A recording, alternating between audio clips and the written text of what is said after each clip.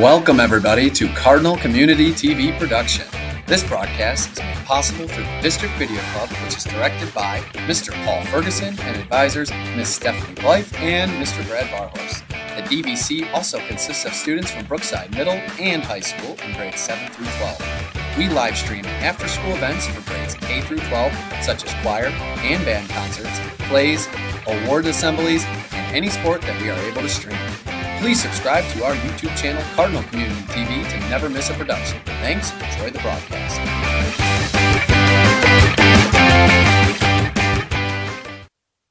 Hey, I'm Emily, and have you ever wondered how to get to our Cardinal Community streams on our school website? Well, even if you haven't, I'll show you just in case you need it for the future. First, you'll need to search sheffieldschools.org and then look over at the red bar on the top of your screen. If you look in the middle, there should be an option called For Community. If you hover over it, you'll see another option called Cardinal Community TV. Click on that and scroll down, and you can see features like upcoming events and an introduction to get to know more about our DVC. Scroll down to the bottom of the page to see some of our past live streams, and if you'd like to see all of them, click the blue Here button below our socials to get access to all of our past streams. Thank you for listening to me explain how to get our streams through our school website, and keep watching us to find out other ways to find us, such as YouTube and Roku TV.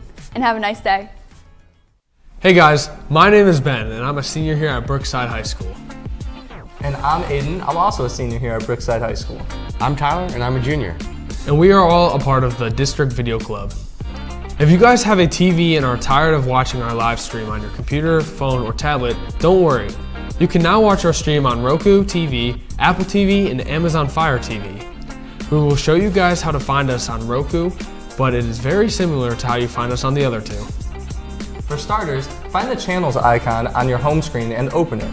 There will be a search channels icon and click on that. In the search bar, you will type in Boxcast. It's a green and white icon. Click on it, and to the right, it will say Add Channel. Click that, then it will say Channel Added. After that, click the Go To channel. The app will open, and then you will see a magnifying glass that says Search for an Organization. Then you will type in Sheffield, and we'll see our Cardinal logo. Click on that. After you click on that, all BMS and BHS streams will be available. We hope you guys found this video helpful, and stay tuned for more ways to find our stream. Thank you.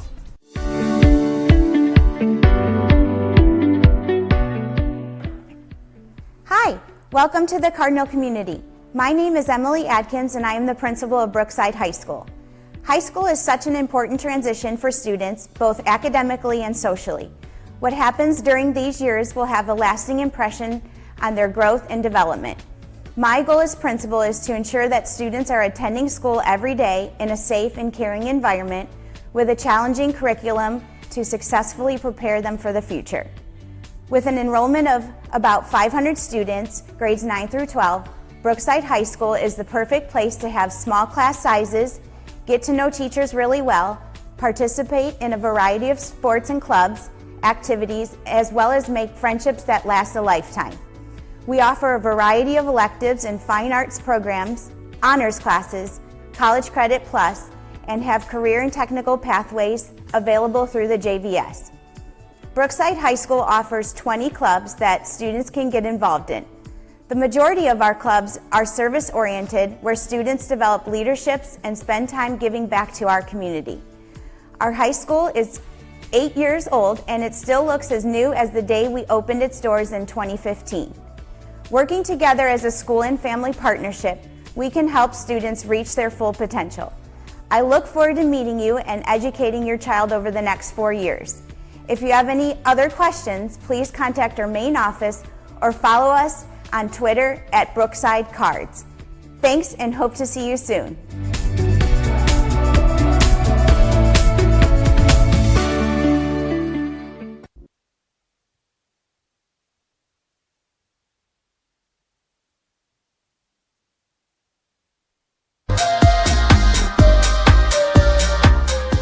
I'm Megan Grayshaw. I'm a sophomore, and I'm a point guard. Marky Aliff, freshman, post. Hi, I'm Bree Slaughter. I'm a junior and I'm a guard. Maya Menko. I'm a 10th grader and I'm a post. I'm Mari Vanjoff. I'm a junior and I'm a post. Hi, I'm Avery Davis. I'm a sophomore and I'm a guard. Brianna De Leon, senior, post.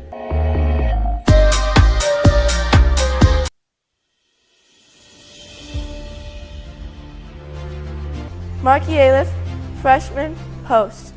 My name is Mariana Mitchell. I'm a freshman and I'm a post player. I'm Paulina Schmidt. I'm a junior and I'm a guard. Hi, I'm Raina Pongton-Wachicorn. I'm a freshman and I'm a post. Hi, my name is Gabby Torres. I'm a freshman and I play wing. Octavia Gonzalez, freshman, point guard.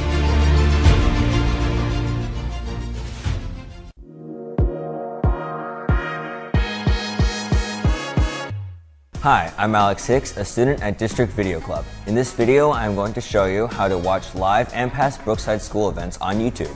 First, go to YouTube, and once you're on their homepage, go to the search bar. Type in Cardinal Community TV and click on the Cardinal. Once you have clicked on the Cardinal, you will see an option that says Live. Click on Live and you will see all of our videos. There you can also find our latest, our oldest, or most popular videos. You can also look on playlists and choose a specific group of recordings. Thanks for watching. I hope this helps you in finding our events.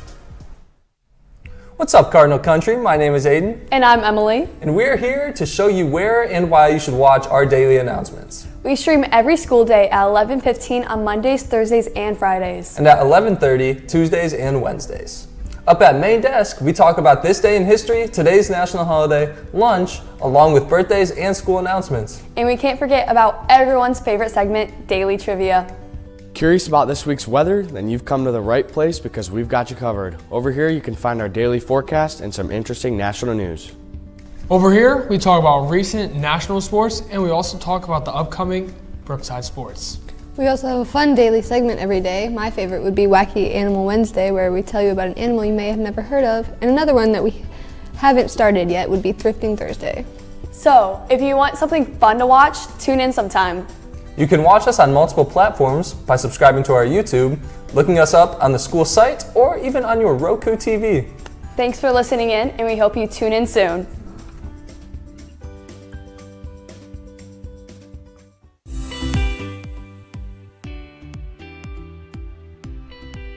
Hello, Cardinal Community. My name is Mason Atchison. I'm the assistant principal at Brookside High School. At Brookside High School, we encourage our students to engage in positive behavior through our PBIS program. Through this program, our students earn tangible prizes, Cardinal of the Month awards, and school-wide assemblies. My goal as an assistant principal is to ensure that students and families have a positive educational experience by cultivating a supportive and inclusive environment that encourages our students to grow academically, behaviorally, and socially. Here at Brookside High, we are working collaboratively to educate your student and provide them the necessary tools to pursue their post-secondary goals. At Brookside, we offer several sports, clubs, and activities, and a variety of fine arts programs, honor classes, and College Credit Plus courses. These programs provide our students a great opportunity to grow, get involved in the community, build leadership skills, and build long-lasting relationships with peers, staff, and community members. For current information regarding Brookside High School, feel free to follow us on X at Brookside Cards, Brookside High School on Facebook, and Instagram at BHS Cardinals. Feel free to reach out with any questions. My phone number is 440-949-4218 at extension 2918. My email is matchison@sheffieldschools.org. I look forward to meeting you and working with you.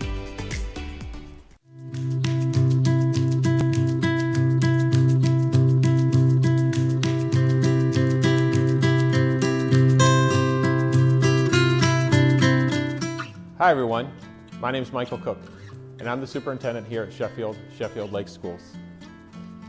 I'm happy you visited our website today. We have lots to share with you. I'm proud to say that in the last decade we have made great strides here in our district. We have many co-curricular and extracurricular activities to offer. We've hired principals and administrators that are fantastic. Our staff is second to none, and our students are not only kind, but they're very hardworking, and they participate in many activities. Come along with me as we see some of this amazing school. Thank you to the voters who have supplied us with this amazing place for our students to learn. We're trying to make the best use of it as possible. I want to emphasize that our staff goes through an immense amount of professional development. Our students have the utmost rigor in their classes, and we are preparing kids for their future, whether it's to go to college, whether it's to be employed, or whether it's to go into the military. We are proud, and I'm excited every day to be a part of this district. We recently finished our strategic plan that will last us the next 3 to 5 years. And in this strategic plan, we will develop groups to make actions that will help us to improve our district. We're really excited about our next strategic plan, and we want to continue to strive to be the best school district we can be. Thank you again for visiting the website. If you'd like more information about our school, please watch the other videos on this website or check us out on social media. It sure is a pleasure to meet you all. Have a great day.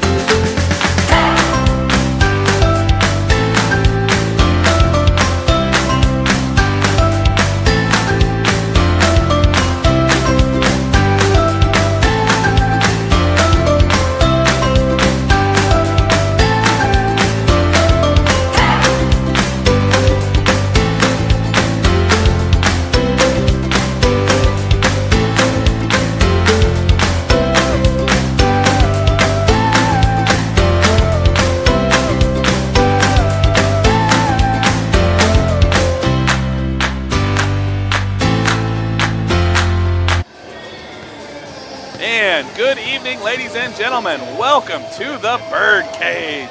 We've got junior varsity girls basketball versus Oberlin set to start here in about a minute and a half. You are watching Cardinal Community TV. This broadcast is produced by Cardinal Community TV and is brought to you by the District Video Club, which is an after-school student organization comprised of students in grades 7 through 12. DVC is directed by my partner on the mic tonight, Mr. Paul Ferguson, with advisors Mrs. Stephanie Blythe, and myself, I am Coach Brad Barhorst. We're here, we're ready. We've got a great lineup, we got a great game. We should have two great games tonight, Oberlin and Brookside. It was a close matchup at the JV level and the varsity level a couple of weeks ago at Oberlin. Coach, what do you think? We're going to have a good lineup again here tonight. We're going to have a good battle. Yeah, I think so. I'm excited to see what the kind of intensity these girls come out of. I know they got the gym decorated. You know, a lot of these underclassmen take pride in that for their seniors. Yeah. So, you know, maybe they're playing for their seniors a little bit too tonight. Yeah, it is senior night here. We'll have the festivities broadcast for you live here in a little shortly after the JV game. We're going to honor Brianna De Leon. Oh, and then Pauline Schmidt as well. Pauline is an exchange student, so we're celebrating her tonight as well. Brianna De Leon, of course, a 4-year basketball player here for Brookside. She also does other sports. She did some volleyball. She played soccer the last couple of years, and of course is a standout on that track team. She's a thrower for the track squad, which has won a couple of conference championships. I don't know if you knew that. Just a couple. I didn't know if you knew that. Maybe more than a couple. I take pride in the middle schools. You know, we're breeding champions. That's right. You're sending them our way. Yes. All right, let's take a look. Our lineup here, our starting lineup for the Cardinals. You've got freshman Marky Aliff, freshman Gabby Torres, junior Pauline Schmidt, sophomore Maya Minko, and freshman Octavia Gonzalez. Oberlin's got quite a bit of size, so I think Octavia is going to be a difference maker with her speed.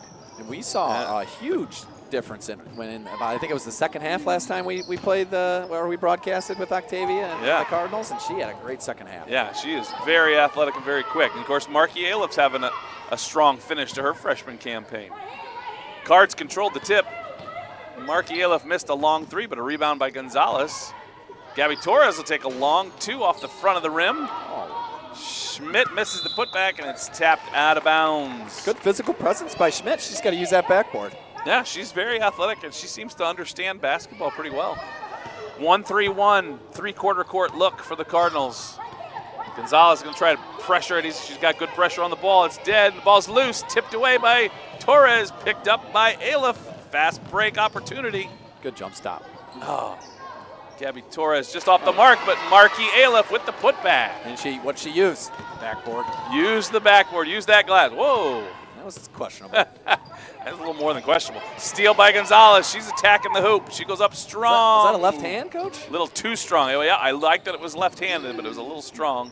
Torres misses the putback. And here come the Phoenix. Good defense there by Menko to stop the basketball. Good pressure again by Gabby Torres. Cardinals putting good pressure on the basketball. Picking up man as they come off of that 1-3-1. I can see an early telltale of the game is Oberlin's going to have a big time struggle to hold on to possession. We are poking that ball around. Yeah, a lot of defensive pressure on the hand. Using those hands. Of course, Oberlin, though, is going to have the size advantage. Yes. A lot of size. They got 3 big girls out there. There's a loose ball picked up by Menko. They're playing like the Cavs used to play, tall ball. Tall ball, yeah. The Lowry Markkinen days. Yeah. Schmidt with it down low, gives it up to Menko. I miss Lowry. Ball's loose. Picked up by the Phoenix. Baker almost goes. Yeah, okay. Number 25, Rosalina Baker, the main ball handler for the Phoenix so far. Not sure if the coach wants her bringing up the ball. And there she goes. And of course, the classic, the very first girl who comes in the game, the number's not on the roster. Number 11, not an 11 on the roster. We're undefeated on that. It's every sport, every game. Yeah, and it's not, no fault on Oberlin. Every team we play, and even us, because Maya Menko has a different number than what her jersey number is. So, you know who I do see down in the crowd there? Cowboy Bob Markovich. Oh. Check him out over in the corner there. There he is, the mayor. Mr. Mayor, America's Mayor, I like to call him. We should get an interview with him. Our esteemed mayor of Sheffield Village, recently inaugurated. Quick 30-second timeout. I think it was a landslide on the election. It was a landslide. I think there were only about 10 or 12 votes for Mickey Mouse might have got the opponent. Yeah, I think Mickey Mouse had about 3 of them. Same lineup for the Cardinals? Yes, Cards sticking with their lineup. Oberlin with number 11, who we don't have. Number 4, Lillian McFarland up top. They're playing a 2-3 zone. Good skip pass from Aleph. Schmidt takes the long 2. Sorry, that was Gabby Torres. Sorry, Gab. She's got it up top. Maya Menko with it on the wing. Gives it to Schmidt in the corner. Drives baseline. Oh, nice pass. Oh! Markey wants that one back. Yeah, Coach. Markey would like to have that one back. That was that. Oh, there's a good tip. Schmidt tips it out. Stolen by Gonzalez. Aleph looked like a lot of contact there, but no call. Gonzalez misses the putback. I almost wanted to see Aleph give that right back to her, but give a little give and go, get it back, attack the hoop. Oh, the banks are still open, Coach. It's past 5:30. It must be stayed open till 6. 2-2, our score. 2 minutes into the game. Phoenix in that 2-3 zone. A little drop down there by Menko. She was in the high post, dropped down to the block, and we got her the ball. Like it was tipped away there as she tried to go up. I do like the shot selection so far by the Cards. A lot of shots in the paint and open jumpers. Just haven't converted yet. Yeah. Airmail. Long shot missed there, yep. Marky Aleph's pushing it up that right sideline. She's going to go coast to coast, and she draws the foul.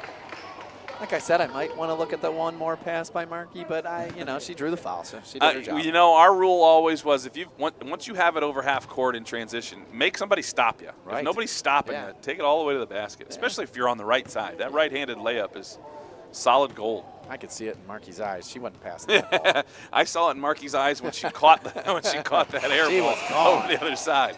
Marky makes the first. Now Marky had was the second leading scorer in the game, in the varsity game last week, with a lot of free throws. She had a lot of free throws in the second half, despite not playing a ton of minutes for the varsity. She makes them both. Good job, Marky. She hit a buzzer beater 3 to send it in overtime last year, the broadcast we did for the middle school. So that was an exciting moment for her. Nice. Phoenix do a good job breaking the pressure there. Missed the shot, so we rushed a shot. They broke the pressure but took a bad shot. Schmidt with the rebound, had her head down, didn't see Gonzalez till just about too late. Megan Grayshaw now with it. Another good shot. Yeah, Minko with the elbow jumper. Schmidt rebounds it. 2 offensive rebounds by Schmidt. Nice shot fake. Oh, she's off the back of the iron. Tipped away, stolen by Schmidt. She's got 3 or 4 steals already, I think. Couple offensive rebounds, few steals. Just like I said, you could already tell. Oberlin's going to struggle to possess that ball. She took a slap to the face. The official there that just made that call is a Brookside alum, Mr. Nathan Keith. Big Nate, we used to call him. High stack from the, okay, that looks And they're going to right. move over here. So Gonzalez, Grayshaw, Menko, Schmidt, and Aleph, your lineup. Gabby Torres back to the bench. Long 3, no good. Good hustle by Marky, but couldn't quite save it. Boy, I thought she had it coming off her hands. It looked like she was going to hit that 3. It just grazed off the rim. Had some good rotation. She had her feet set. It was a good valid shot by her. And like I said, I've seen her hit that shot. Yeah. Phoenix gotta drop break down. the pressure that time. Menko tips it, and it's stolen away. Good hands, So good hands by Oberlin, Marky. like you said, Oberlin's having trouble with the turnovers. Now, Brookside's had their share, but I'm not sure how many shots Oberlin has even taken so far, and we're past the halfway point of the first quarter. But Oberlin's still in it. So once there you go. Yeah, they get the Tied it up. putback. Can't give second chances. Got to take care of the ball and not give second chances. Can't let these types of teams hang around because they'll get you at the end. You got to start to break away here. 2-3 zone, good movement from the Cards. Gonzalez kicked it to the wing and then cut through and circled back around. Oh, why would she save that? Picked up and almost lost. Oh, Megan Grayshaw is going to pick up a foul. Megan Grayshaw, the sophomore. Sophomore. We've officially got it.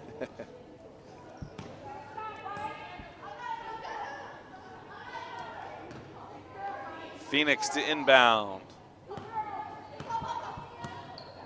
Number 4, Lillian McFarland's. Whoop. Oh, can't do that. She decided she was going to throw. She got off her feet, and then the throw wasn't there. She came back down with it. That's actually better than had she thrown it because it would have been a fast break coming the other way. Number 44 for Oberlin is Marley Ahia Roust. I'm going to call her, what number is she? I think Mar. Mar Faust is 44. 23 is Tamari Adcox. And 35, our other one in there for Oberlin. I think she traveled, Coach. I think is Lorelei Wilborn. She's on the varsity roster. She must be playing a little bit of, and then maybe the number 11 is Caitlin Streeter. Maybe that's who that is from the varsity that's playing getting a little time. Because she's not on the JV roster. That ball's lost out of bounds, but staying Phoenix basketball.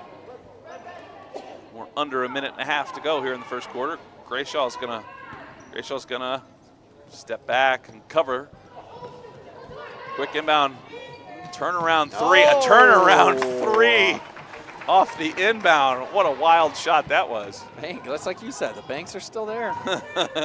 That's 2 banks. More than half of their shots are banks. Gonzalez with the long 2, quick catch and release. Put back by Aleph, and it's good. Good job there by Marky. She caught it at about 5 feet and had enough space to take that one power dribble and take it up strong. There's that pressure. Schmidt forces another turnover. Yeah. She's a presence out there. You know, she's only maybe got 1 or 2 steals, but she's deflected a couple of balls that have been stolen by her teammates, and right there she caused a turnover by forcing the travel. Causing issues. Octavia Gonzalez. Minko with it now in that high post. I like her spin there, that little rotation around. Grayshaw's short, but Schmidt with a rebound, and she gets fouled.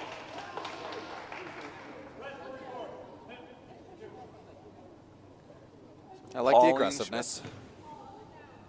Yeah, you can say that for sure. You know, they only have 6 points, and they're actually trailing by 1, but they've been the more aggressive team. Pauline Schmidt steps to the line now. Oh, a little bit strong on the first one. Just a little softer there, Pauline. She'll line up the second shot here. And again, back off the back of the iron. Not the worst miss, but rebounded to the Phoenix. Good High skip. pass over the top. It's loose. Picked up by Grayshaw. Grayshaw's going to go all the way with it and score it. That's what I'm about to say. Gives the Cardinals the lead, 8-7. We got to start converting over these turnovers. Yeah, you got to get, especially there when you had basically 3-on-1. There's another one. Another steal by Schmidt, and she loses the handle on it, but gets fouled. She just got to keep herself under control, maybe even jump stop, and she had 2 cutters going there. She could have got a nice easy layup, but we'll see. Gabby Torres back in the lineup. She'll come in for Octavia Gonzalez. So freshman for freshman swap. And I'm guessing we're going to see Octavia later tonight, just like we did the night the Yes, game before. let's see, last time she sat out the second quarter. So maybe 3 and 3 is the coach's strategies on Yeah, here to get her 6 is the new OHSAA standard for the quarters you can play in a night. Oh, nice putback. Oh! Pauline Schmidt at the buzzer. You think she knew there was that much time on there? I have 100% that she did not know how close to the buzzer that was. She got it up there quick, though. But right at the buzzer, Pauline Schmidt extends the Cardinal lead at the end of the first quarter, 10-7. I think the obvious key has been the turnovers. I think Oberlin's only got up 2 or 3 shots. Yeah, if I'm they've made most of the shots they've gotten up, but they've turned it over many, many times. If I'm Oberlin's coach, I'm saying, hey, let's not turn the ball over on the press. Let's hit a skip pass. Let's try to cut middle, gather ourselves, take our time, don't rush, and take our good shot selection. And I mean, 7 points in the first quarter isn't that bad. Yeah, both teams offensively. Yeah. Brookside, they definitely got more shots up, and obviously they made more. Made both free throws. Did Marky Ayla. Is it a 6-0 run? Was it 7 to?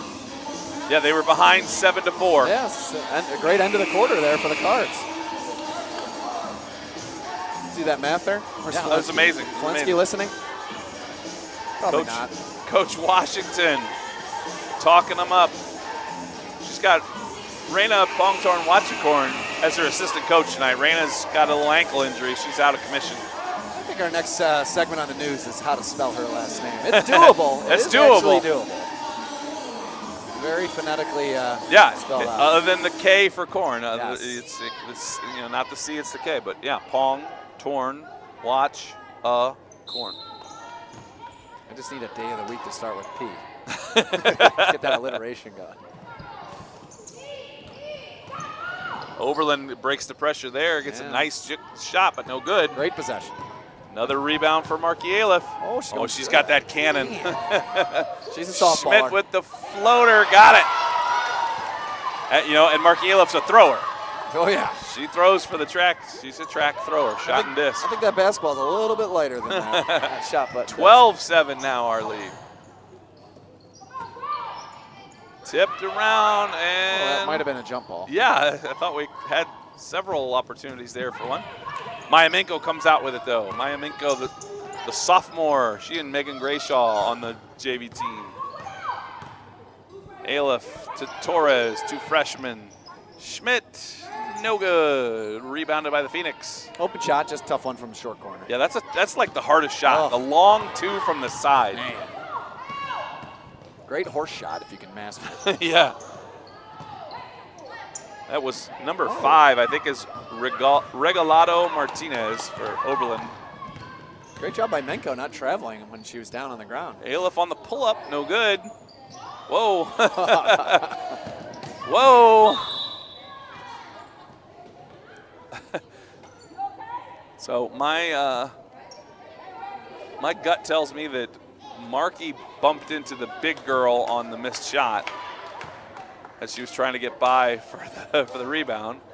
The big girl did not care for that. Turned and just knocked Marky flat to the ground. What did they call? They just called. Was it just out of bounds? Was it a foul? No foul has been registered on the. I think it's just a warning on both these. But they gave Brookside the ball, and Oberlin had it. Whoa! Marky's laughing there. Marky. Yeah, you know what? Sometimes you just gotta laugh. You can't be too serious all the time. You know, she just got pushed down. She just got an adrenaline rushing. You shoot one like that every once in a while. Even the best players do. There's a steal by Aliff. Like she got fouled. Ball still loose. Oh, she got it again. Nice. Scores it. Totally redeems herself. Yeah, speaking of Aliff. Yeah, there's Coach Aliff and his granddaughter. Yeah, travel. Lots of turnover. Boy, I plan on keeping track of the turnovers and rebounds in the varsity game. I guess I should have been doing it for the JVs as well. That's a lot of turnovers. Torres, see what the Cards can draw up here. All right, Mariana Mitchell, her first action of the night. It's a new face. She comes in for Megan Grayshaw. Mariana's a freshman as well. Lots of freshmen in this JV lineup. Oh, good crossover from Aliff. What a pass to Schmidt. There's the pass you were looking for, Coach, and then didn't get it. But Marky Aliff gets the putback, showing that she probably should have just kept it. Oh, that's good karma. She did the right thing, and the ball came back. Ball came back to her. 16-7 now. The Cardinals with it.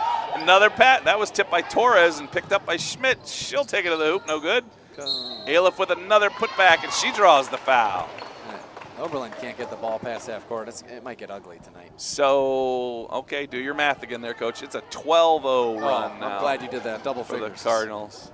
12-0 run there. Let's see if Aliff can go 2 for 2 here. She went 2 for 2 the last time she was at the line, so. She's got a decent amount of points. Probably half, no? Yeah, her and Schmidt. Yeah. I think Grayshaw's got 2. Everything else. Did Octavia score? I don't think so. 17-7. Marky Aliff 3 for 3 from the line. Not to take away from the other play. They're just in the front of the press. Yeah, they're the ones getting the ball, getting the steal up front. Right. I mean, they're just getting the opportunities. I would tell my coach, Coach, I want to go up there. Yeah, I'm tired of running all the way back. Yeah, for nothing. So Marky Aliff 4 for 4 from the line. Oh, now they got it. Nope. Steal that time by Menko. She gets fouled. Nope. Called the travel. I mean, she got knocked to the ground, but they said she just fell. It was magic. Gravity. Gravity pulled her down. I think she had her dribble. Phoenix with the ball under the hoop.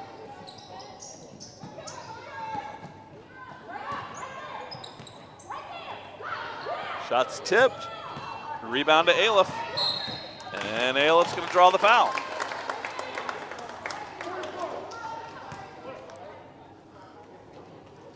Second team foul of the quarter.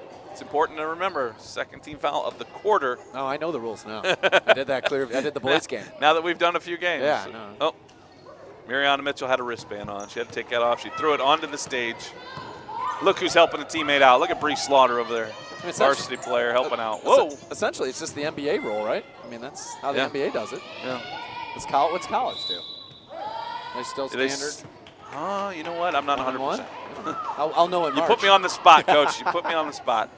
March is the only college basketball I watch. And we're going to have a timeout. Oberlin taking a 30. So this will give us a chance here. Let's talk about the group that we've got tonight. With our score 18-7, the Cards just lighten it up. The group working our JV game tonight: Miss Kaylee Rosso, Addison Casey, Nadia Villalobos from the morning announcement squad, Hannah Willies, Mr. Peter Days on the boards, and Haley Catneys. We got an all-star lineup, Coach. Yeah, we usually do. You get Nadia out there. You got some big time. Now, Mr. Grayshaw's here. He apparently didn't sign himself in. Yeah, he just hangs out. He's just hanging. He's a filler. He's just hanging. He's here to relieve. Filler. He's here to relieve Hannah for legs get tired. So 18-7 our score. So it's now a 14-0 run over the last, what do you think, Coach, about 7 or 8 minutes of play? Yeah, I mean, Oberlin hasn't scored. Another steal by Schmidt. Torres got it. Tell you what, if Schmidt gets 10 points, she might have a double-double. With steals and points. Yeah. Isn't that crazy? Whoa, a lot of contact there. Mayamenko just ran into a brick wall. Schmidt tries to steal. She gets the dead ball, forces the floater. Boy, we got to steal that pass. Oh, nope, that one. Oh, all right. The travel call. Okay. That drives you crazy as a coach when that ball's just floating in the air. Oh, it's in there so long. You hate it as the coach of the girl who threw it, and you really hate it as the coach of the girl, the team that didn't intercept it. I actually thought that was one of the play of the games in the Ravens-Chiefs when Lamar threw it. Yes. Got tipped. He caught it himself and got I think he got about 5-6 yards. That was amazing. That was unreal. I wonder what the longest reception to yourself is. I wonder if that was it. I saw a Browns quarterback do that, catch it, and then he tried to throw it again. You can't do that. Yeah, no, you can't. Can't go forward twice. Gabby Torres with the miss. Mayamenko with the miss, but Ailif's got the rebound, so we'll get a third look at it here. Ailif, 3-ball. No. She kind of rushed that one.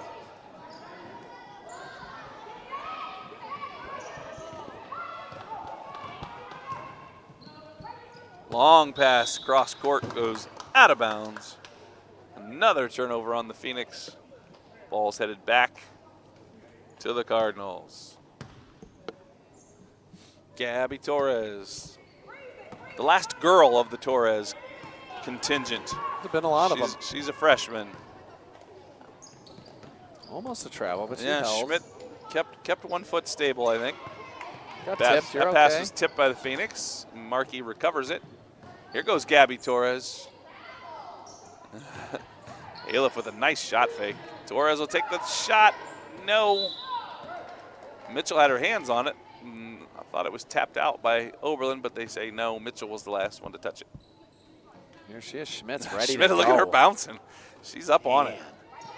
This might be the most fun she's ever had playing that. She's set the state record for steals in a junior varsity game. Oberlin had the right idea. Skip or middle and then look opposite. That's the press break killer, but shuffled her feet. Yeah, if you can make that skip pass, and that's what's tough when the kids are, when you're playing at a lower level, littler guys, they can't throw it all the way across the court.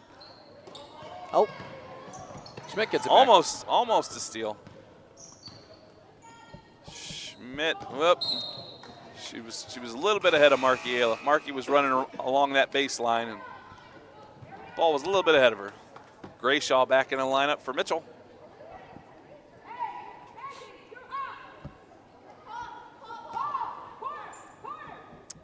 Jayla Randleman in the lineup for Oberlin. Skip pass, it's stolen by Schmidt. Boy, Schmidt, she gets those angles. Yeah, she reads it. She's got a good read on the ball. Torres, Now, Torres got a little bit ahead and had to shoot it with her right hand because she was past the spot. You got to know where to run to. You don't want to run past the block as you're breaking on that fast break. Yeah. Very low percentage shot when you're past that block, especially with all your momentum going to the baseline. Ailif inbounds it to Torres. Back to Markey. Good! There she got one. She was due. Markey Ailif. She's taking some good looks at the outside shots. So one was bound to fall. We'll have to go down at halftime and see how many points Markey and Pauline Schmidt have. Oh, nice pass. Gabby Torres with the steal and just an awesome pass to Markey Ailif, who gets the basket. That was the pass of the night. What a combo those two freshmen did right there. Future looks bright for the Cards. Nice catch. Oberlin steps into a jumper. That was a good-looking shot. She stepped into it, caught it in rhythm. They are no longer ice cold, Coach. Number 35, Lorelei Wilborn. I believe that's their first points of the quarter. Yes, that ends the streak. It was a 19-0 run. Hands up, straight up, don't foul. Good D. And a jump ball.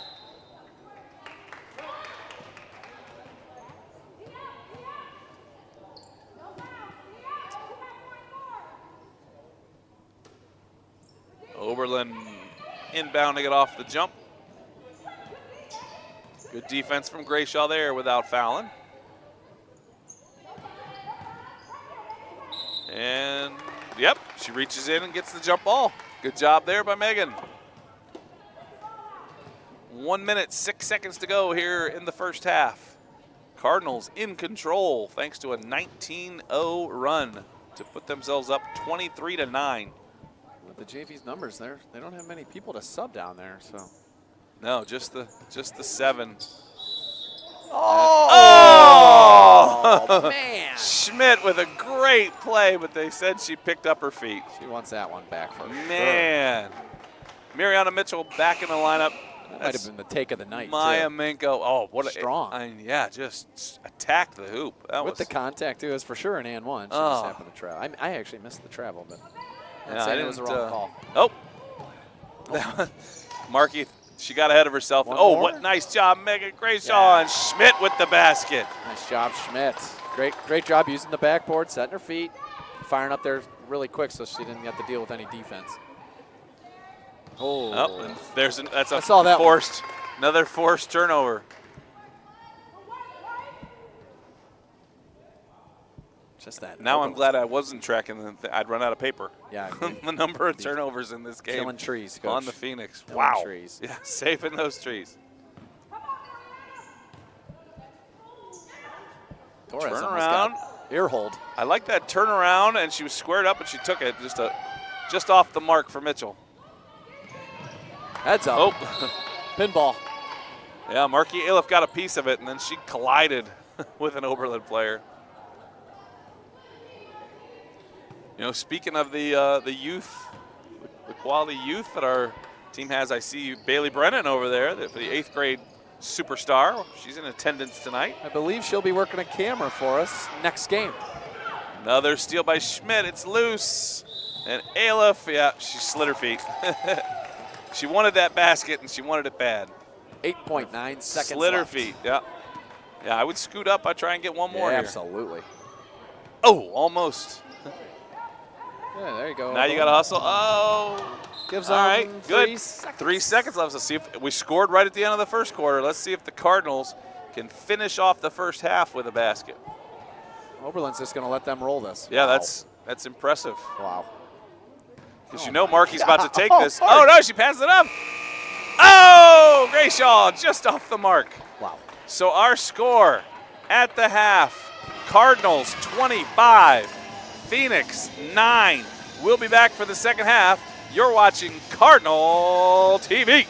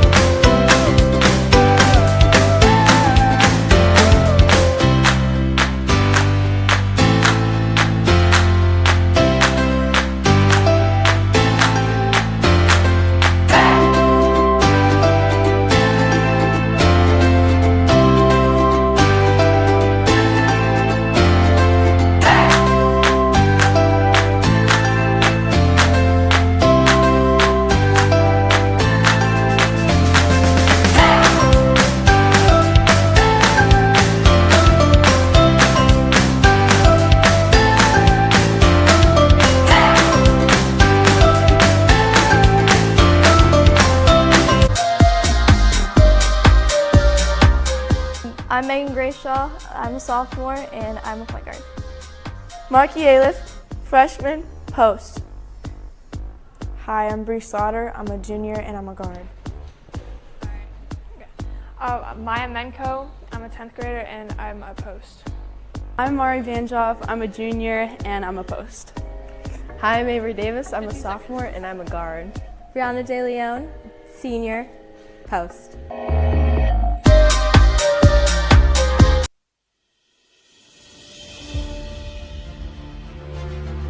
Marky Aliff, freshman, post. My name is Mariana Mitchell. I'm a freshman and I'm a post player. I'm Paulina Schmidt. I'm a junior and I'm a guard. Hi, I'm Raina Pongton-Wachikorn. I'm a freshman and I'm a post. Hi, my name is Gabby Torres. I'm a freshman and I play wing. Tavia Gonzalez, freshman, point guard.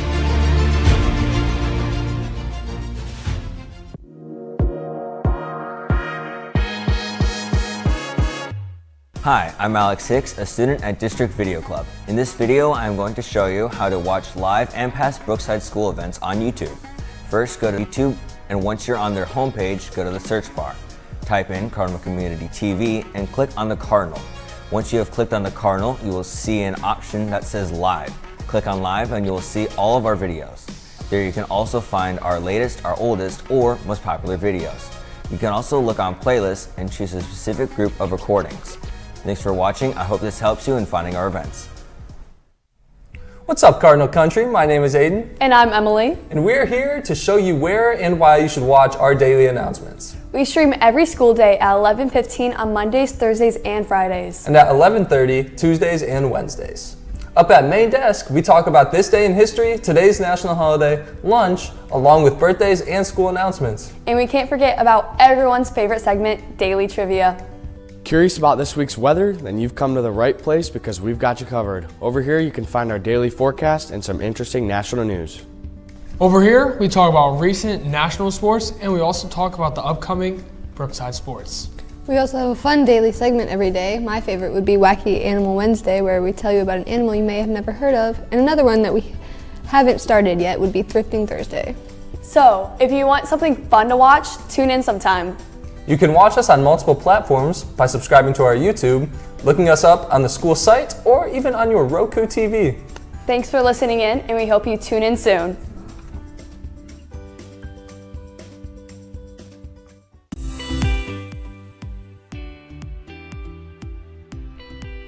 Hello, Cardinal Community. My name is Mason Atchison. I'm the assistant principal at Brookside High School. At Brookside High School, we encourage our students to engage in positive behavior through our PBIS program. Through this program, our students earn tangible prizes, Cardinal of the Month awards, and school-wide assemblies. My goal as an assistant principal is to ensure that students and families have a positive educational experience by cultivating a supportive and inclusive environment that encourages our students to grow academically, behaviorally, and socially. Here at Brookside High, we are working collaboratively to educate your student and provide them the necessary tools to pursue their post-secondary goals. At Brookside, we offer several sports, clubs, and activities, and a variety of fine arts programs, honor classes, and College Credit Plus courses. These programs provide our students a great opportunity to grow, get involved in the community, build leadership skills, and build long-lasting relationships with peers, staff, and community members.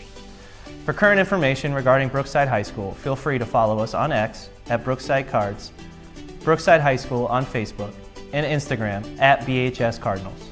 Feel free to reach out with any questions. My phone number is 440-949-4218 at extension 2918. My email is matchison@sheffieldschools.org. I look forward to meeting you and working with you.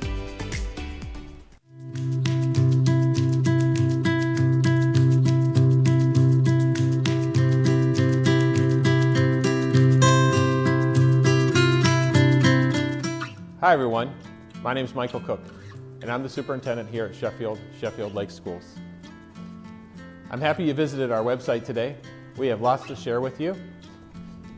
I'm proud to say that in the last decade we have made great strides here in our district. We have many co-curricular and extracurricular activities to offer. We've hired principals and administrators that are fantastic. Our staff is second to none, and our students are not only kind, but they're very hardworking, and they participate in many activities. Come along with me as we see some of this amazing school. Thank you to the voters who have supplied us with this amazing place for our students to learn. We're trying to make the best use of it as possible. I want to emphasize that our staff goes through an immense amount of professional development.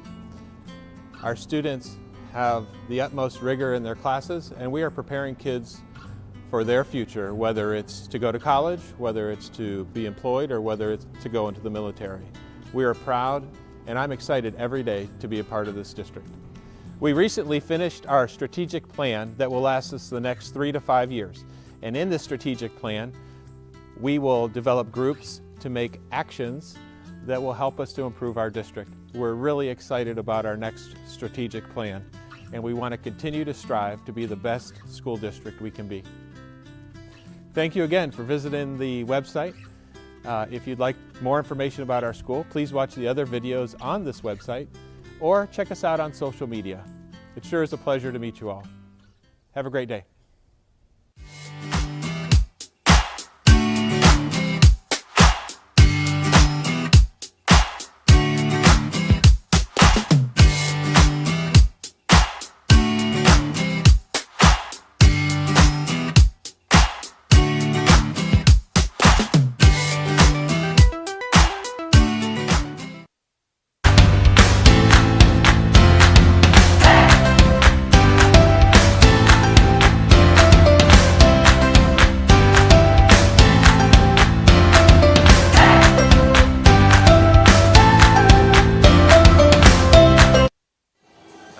Welcome back to the Birdcage, where it's halftime of the JV girls basketball game against the Oberlin Phoenix.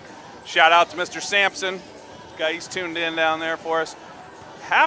Coach, let's talk about this first half for Marky Aliff, the freshman phenom. I think we can call her that now, yeah, right? Right.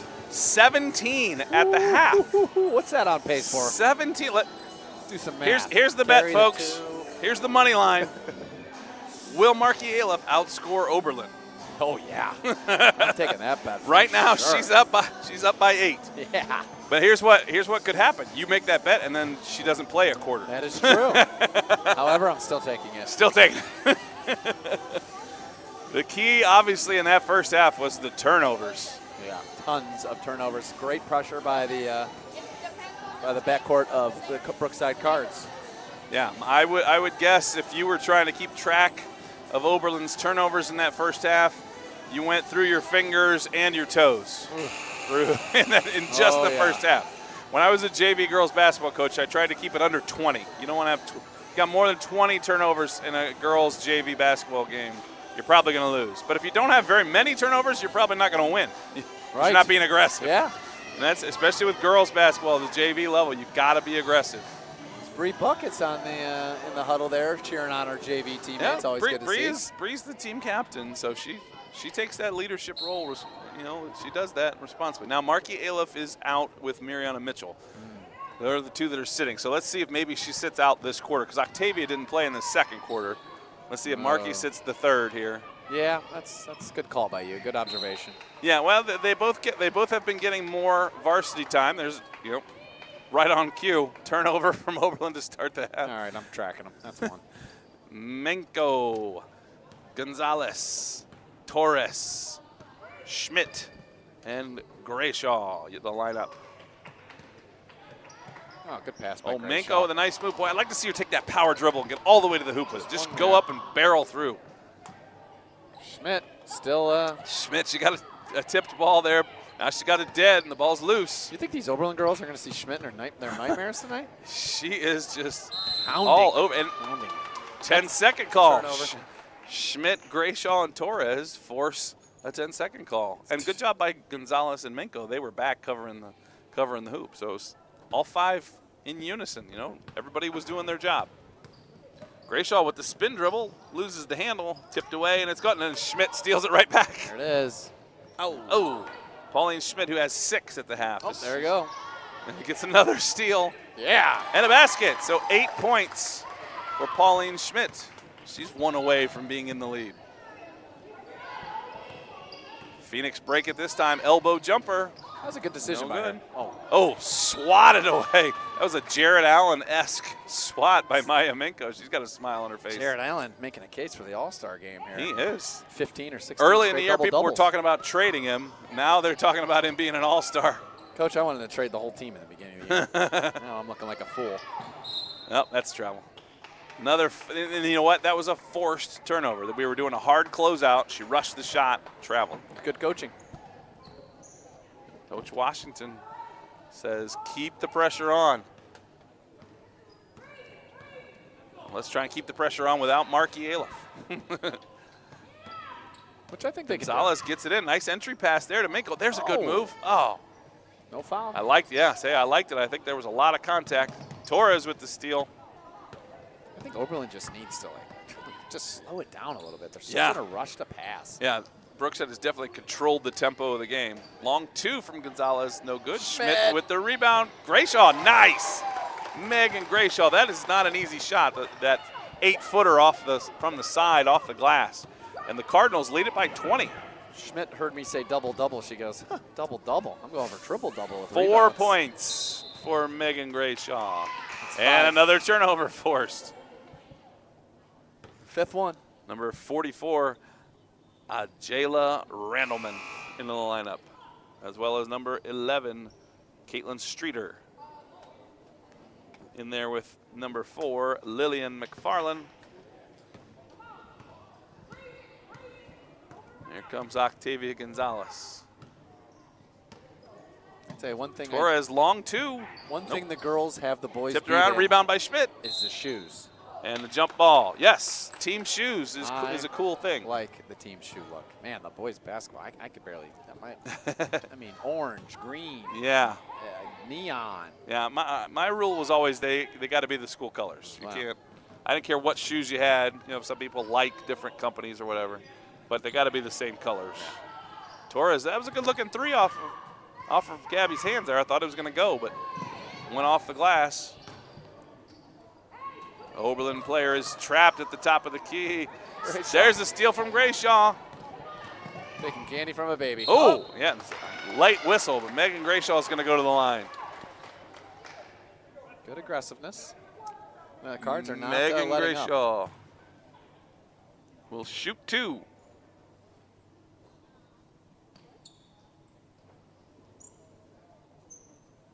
As the Phoenix get lined up. The look of frustration in all of their faces. It's no fun. Oh. Megan Grayshaw looked like she closed her eyes to shoot that one. MJ style. Off the mark to the right. Let's see if she can correct here and put this one in. Don't worry, Pauline will clean it up. Oh, yeah, there you go. Well, something must have happened. Megan Grayshaw with 5 now. It's very rare you see an air ball and then a make. I'm thinking something happened on that first one. Good pressure. Gonzalez with the pressure, Torres with the steal.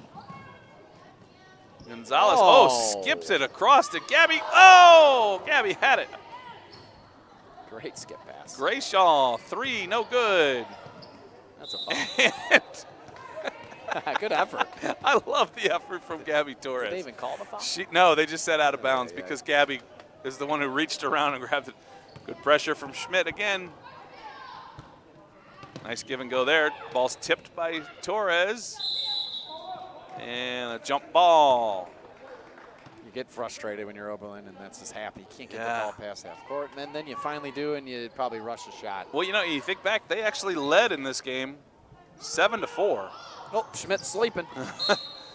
Yeah, she wasn't ready for that inbound. And hey, I think Pauline's rule is no freebies. You know, she can make them earn it at the line. Yeah, absolutely. And that's a physical girl at the foul line, so she's not scared. Not scared to put her get her body in there.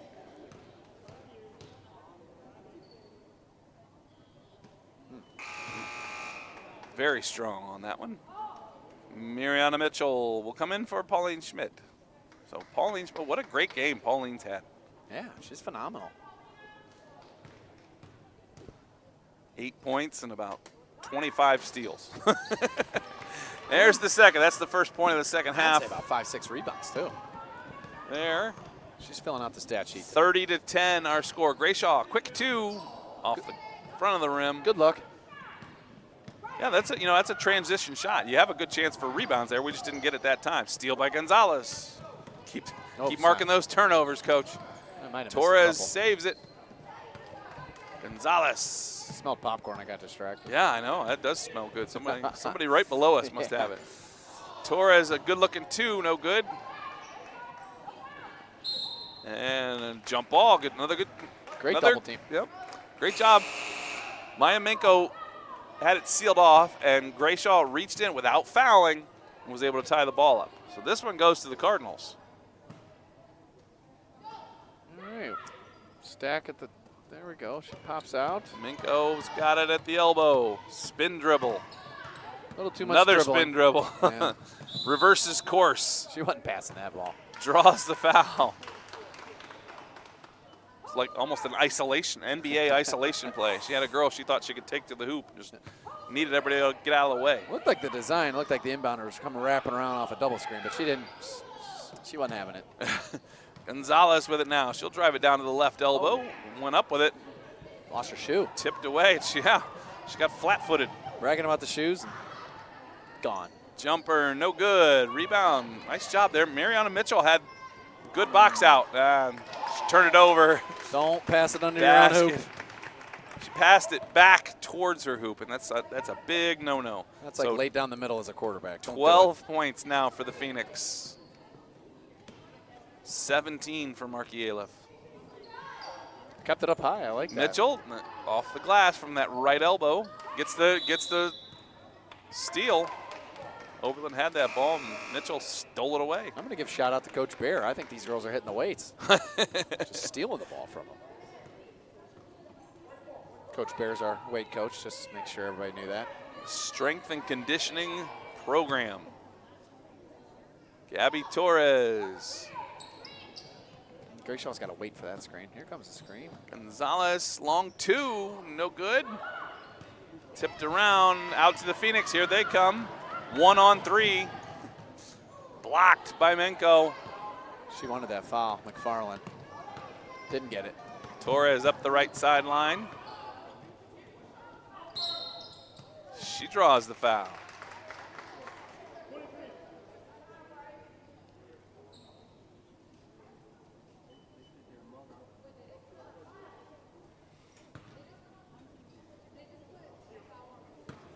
Gabby Torres inbounds it to Menko. Menko backs her girl down to the block. Out to Torres, around to Gonzalez. Good screen from Grayshaw. Menko's got it. Oh, if she'd have just taken that dribble and gone to the hoop. There you go. Gabby Torres is on the board. Another person due to hit a shot. She's taking some good shot selections. Yes, and I like that she's aggressive. You know, a lot of times people who haven't scored and it's a blowout don't. Oh no, Gabby's don't shoot. firing it up there. Yeah, now she got that green light. Yeah, heat check. That was a heat check already. A one-shot heat check. There you go, Oberlin. Gets it to the middle. Calm it down. Long see, 2 smacks off the glass out of bounds. If I'm Oberlin's coach, that is not my favorite shot. We finally get it down here and we fire a long Get your feet set, jump up, and shoot the ball. I don't know if you noticed, but Coach Markovich, Mr. Mayor, has taken a spot on the bench. Yeah. He's on the bench now. I think he's going to slowly get here and just start He's going to make some calls here in the fourth quarter. Loose ball, picked up by the Phoenix, and Grayshaw ties it up. That's at least the third time that Megan Grayshaw has forced a jump ball. Schmidt back in the lineup. She's coming in for Torres. Pauline Schmidt with 8 points tonight.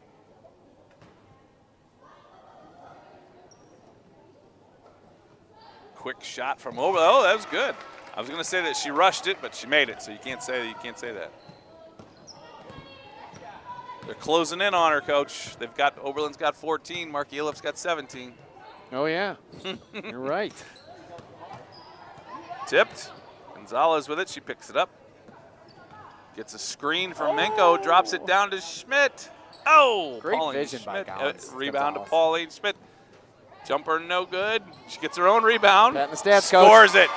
She wants that triple dub. And she does now have 10 points. So check one. She definitely has 10 steals. It's just a question of the rebounds. And a foul as we enter this last minute of the third quarter. That one's on Octavia Gonzalez.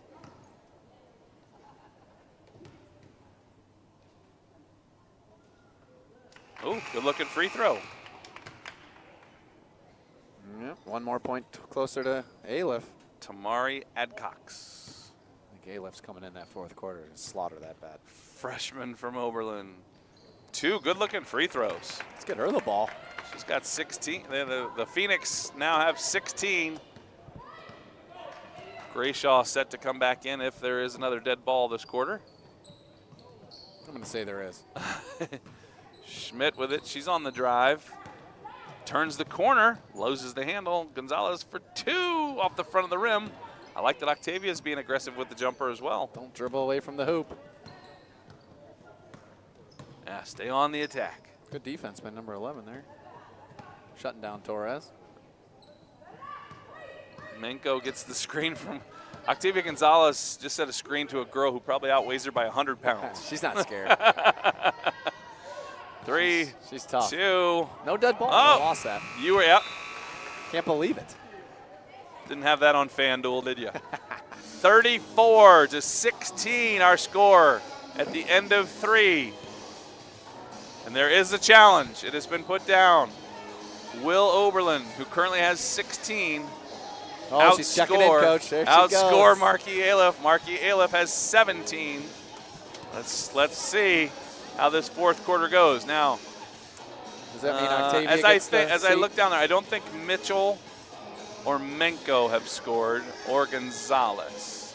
Yes, I think that's right. I think all the points have come from the other 4. I think Megan Grayshaw's got, 5? Pauline Schmidt with 10, that's 15, and Marky's got 17, that's 32. And then Gabby Torres with 2. Yeah, there you go. I may not remember my wife's birthday, Jeez. but I can remember. Yeah. I got a good breakdown. Impressive.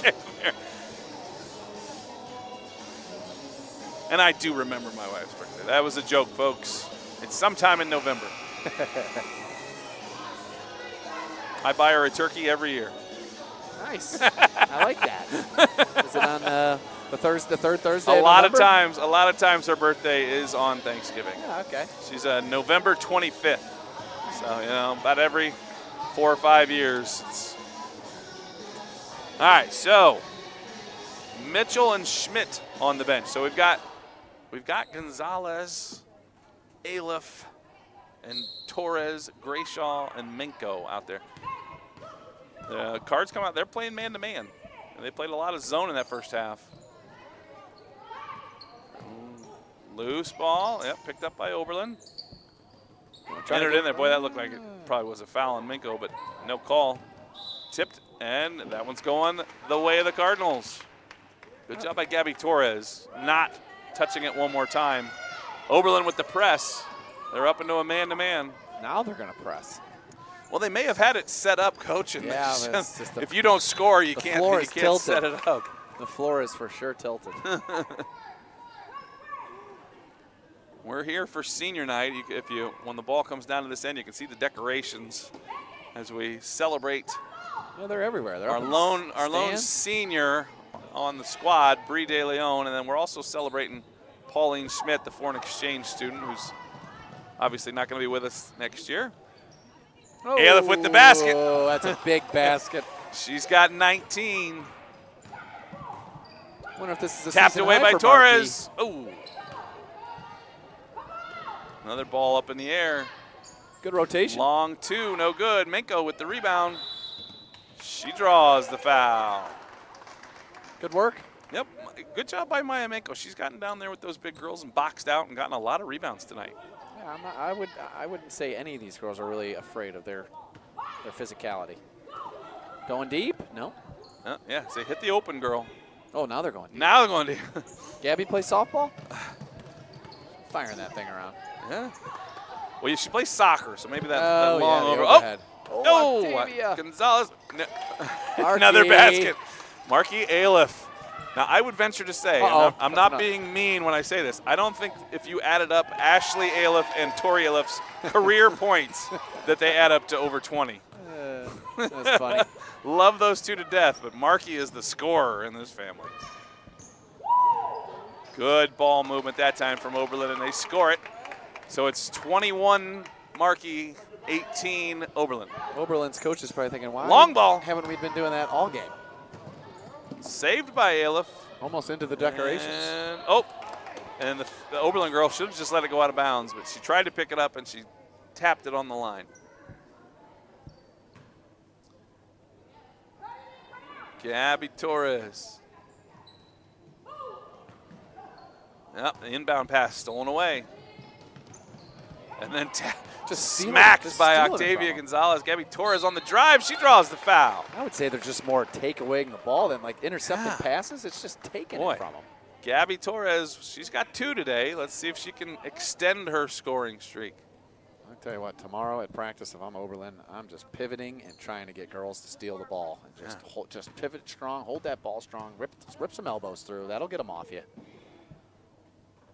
A little bit strong on the first one from Gabby Torres. Gabby with 2 on the game. Let's see if she can pick up a third.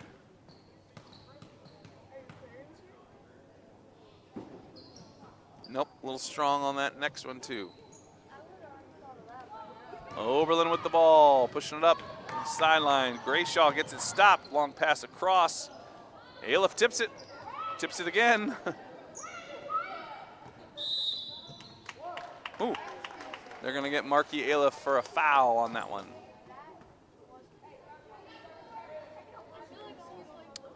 What's the running clock? Is it 30 or 25? 30. 30. Yeah, I don't think we're going to get there. No, I don't think we'll get there. Maybe the last minute. Block get that shot. weak stuff out of here. She saved it. She saved it so violently that Markey dove to the ground. And I think if it would have hit her in the head, she'd be unconscious right now. A laser. Oberlin back at the line. How many fouls? I got 2. Ref is 2 wondering. shots coming. What's going on? Well, the sub tried to put herself into the game. Hockey sub. Because there was a dead ball. On free throws, you got to wait till the second shot. I don't know why. It makes no sense. First one's off the front of the iron. So she can't sub in right now? Oh, now she's in. Yeah. After a first shot. You come in for the second after that first one. After the first one for you. What was the? Why did we get worked up about that? What was accomplished by her not coming in? I don't get that either. Gabby looking to But that's one call no ref will ever miss if you come in too soon. Yeah. They'll miss travels and fouls galore, but never will they miss that one. 2 people cut middle. Gonzalez with Interesting. it. Yeah. Torres with it. She comes up that right side. Pivots out to Gonzalez. Got a fan in the crowd yelling, "Take the shot." Telling Octavia to shoot it from about 19, 20 feet there. Moving screen on Gabby Torres. She came up and just put her shoulder into the player. You gotta get set. All right, 4 minutes, 30 seconds to go in this one. Cards have been in control since the middle of the first quarter. Oberlin has done much better job of breaking the press this half. Now Pauline Schmidt's not in the lineup. True. That's a big part of it. Yeah, you missed Pauline's presence. Another turnover there. Coach, you stopped marking them, didn't you? You gave up on I forgot. I mean, there was 6 and 45 seconds. There's a warning to the Oberlin player. He can't reach over the line. You got to stay back off the line there. You can't cross that plane, as they say. Aleph, Torres, Minko's got it now. She's going to bring it up the court. Interesting. All right, here we go. Back to Octavia. Gonzalez with it. Folks, stay with us. After this game, we'll have the senior night festivities, and then we've got some excitement for you. We've got an all-star crew coming in here to do the varsity game. We've got Mr. Noah Adkins on the call. I'm going to be back in the back doing the stats. I'll chime in every now and then, but then the debut of Mr. Lincoln Barnhart. Are you excited about that, Coach? I think he's going to do a great job. He's been playing basketball his whole life. I think I bet he watches the Cavs and watches TV. Lincoln Barnhart, the senior, and he was the player of the game last night in the boys varsity game, hit 4 3-pointers. Career high, I believe. Career high, I saw it. I think our own Hannah Wiles reported on that during the announcements when I was watching on my couch today. And, of course, one of the better players on our football team, but Lincoln probably best known as the long jumper for the track squad, where he went to the state meet last year at both the indoor and outdoor track seasons. Yeah, quite an accomplishment being a junior. Yeah, so we're excited to get him up here. Let's see what he has to say tonight. Let's see what kind of breakdowns he gives us. First place or nothing, Link. No pressure. Well, now the sad thing is, poor Lincoln has never been able to be a first-place long jumper, even though he's gone to state. He's always had a friend from Keystone. Is he gone? Yes, Ryan Shackelford is at Purdue. Thank goodness. Sometimes the pits aren't big enough for that kid. Yeah, I was at a meet where he had to turn sideways to not go out of the pit. Oh, long pass. Oh, that worked out well. That was like a fade route from Gabby Torres to Marky Aliff. Marky Aliff goes to the line. She's got 21, folks. She's got more than half of her team's points. And she sat out the third quarter. 21-18. She's beating the Phoenix, and she sat out the third quarter. Who's working the scoreboard down there? Let's just put it up there. Let's put Marky, not Brookside. That's Mr. Banjoff. Okay. Mari Banjoff's dad is in the hat. Edit Brookside to Marky. Mr. Grayshaw is doing the books, and then that's Mrs. Banjoff on the other end. We seem to have 2 books going. I don't know what that is, but never know. Double checking each other, I guess. That's true. Marky misses the first. She was 4 for 4 before that shot, and she misses that one, so she's still stuck on that 21. Oh, Schmidt is back in the lineup. Oh, here we go. And right on cue, she tips one out. Slow to get up. I think she's okay. Yeah. She was kind of hoping we'd get a steal and she could break out and just get an easy bucket. Yeah, she's not used to playing this half-court defense. Oh, foul on the Cardinals.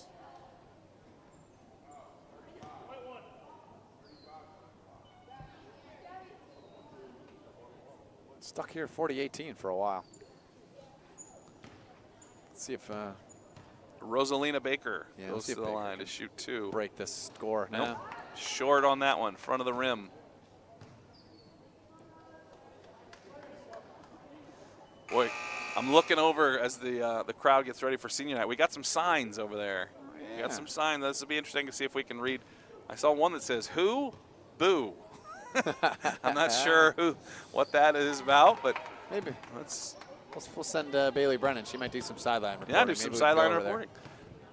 The Phoenix they're only down 2, Coach. Marky Aliff 21, Phoenix 19. Big couple possessions. Pauline Schmidt skip past Torres. Marky's thinking about it. She wanted that 3 ball. Gonzalez. Schmidt. Oh, nice crossover. Oh, good take. Out of bounds. It's staying here. 2 minutes, 20 seconds to go in this one. This one's been all Cardinals. 40-19. There was a 19-0 run there. End of the first, beginning of the second quarter. Just put this one away early. Schmidt with the jumper was no good, and it's out of bounds. We're headed to Oberlin. I could see it coming, too, in the beginning of the game. Oberlin was hanging around, but I knew they weren't going to last. Just the way the game was going with the turnovers. The Cards were getting too many steals and too many looks. And right on cue, Aliff with the steal. She attacks the basket. Scores it. 23. Could be a clincher, Coach. 23 points for Marky Aliff.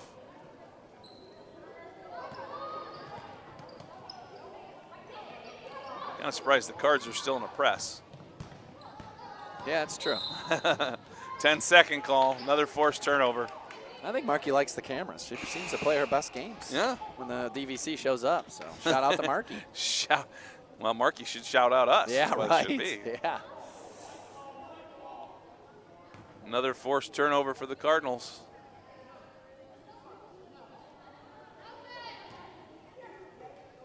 She wants the ball. She's going to want more, or is she going to dish it away? Oh, that pass is tipped. Gonzalez with it. That was loose and around there. Octavia's looking for something, a little crossover there. She'll give it to Markey. Entry pass. Mariana Mitchell had it there. She's got it there. She thought about that elbow jumper, decided against it. Grayshaw's not afraid. She'll take that too, no good. Banks have closed. Yeah. And good play there from Markey Aliff. Obviously, it's not going to impact the winning, but that's a winning play right there. Tipping a ball off of the opponent that's going out of bounds. It's good to see. They're still hustling. They're still playing hard, even though it's only 1 minute left in the game and they're up by a lot. Yeah, I like to see that. High stack. The late sub by Oberlin. Number 10, Kendra Bynum, senior, 5'4". Let's see if they don't get Mariana Mitchell this entry here. She comes down the Pressure middle. There she is. Oh, we missed her. They tapped it into her. Nice Octavia. play by Octavia. Octavia trying to get on the board. Nope. Yeah, Mariana Mitchell cut right to the hoop, was wide open. And we hit the 1 minute to go in this one. Cards comfortably ahead, 42-19. They've probably created more than 42 turnovers. Oberlin, for the first time all night, Oberlin's being patient offensively. Making good passes. Yeah, they had a decent. There you go, Mitchell with the steal off of the deflection from Gonzalez. She's going to go all the way. Oh, nice take. Oh, darn it. Oh, and Markey Aliff misses it. Gonzalez. Oh, I thought she was going to get a jump ball call there. 20 seconds to go. Both coaches are yelling no fouls. Oh, it's loose. It's tipped around. Jump ball. Markey Aliff almost landed a somersault there. Grayshaw forces another jump ball. Oberlin player slow to get up. 35? 35. So Lorelei Wilborn. It's actually banged her elbow. She just needs to walk it off a little bit. Junior, yeah, junior 5'9" post. So it looks like she's okay. 11.5 seconds to go. We got a Cardinals with the basketball. A lot of signs over there, Coach. Gonzalez. 2, 3, 4, 5, 7. Yeah, I see a lot of signs. I don't know the people holding them. So, and that'll do it. Your final here in the Birdcage on senior night. You always want to win the JV game on senior night. That's for a much better mood going into the rest of the night. Cardinals 42, Phoenix 19, 23 points for Markey Aliff. Is that where she ended up? I think 23 points. Coach, you're right. Congratulations to her. Awesome job. We'll be back for the senior night festivities and the varsity game. You're watching Cardinal TV.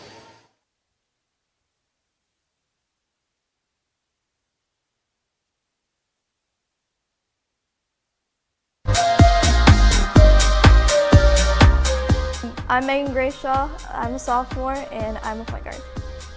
Markey Aliff, freshman, post. Hi, I'm Bree Slaughter. I'm a junior and I'm a guard. Maya Menko. I'm a 10th grader and I'm a post. I'm Mari Vanjoff. I'm a junior and I'm a post. Hi, I'm Avery Davis. I'm a sophomore and I'm a guard. Brianna De Leon, senior, post.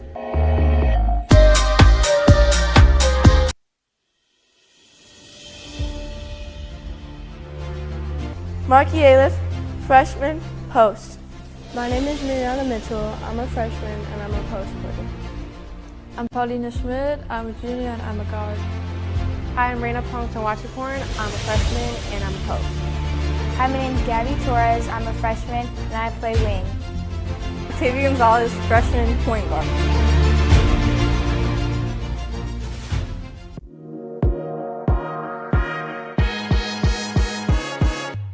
Hi, I'm Alex Hicks, a student at District Video Club. In this video, I'm going to show you how to watch live and past Brookside school events on YouTube. First, go to YouTube, and once you're on their homepage, go to the search bar. Type in Cardinal Community TV and click on the Cardinal. Once you have clicked on the Cardinal, you will see an option that says Live. Click on Live and you will see all of our videos. There you can also find our latest, our oldest, or most popular videos.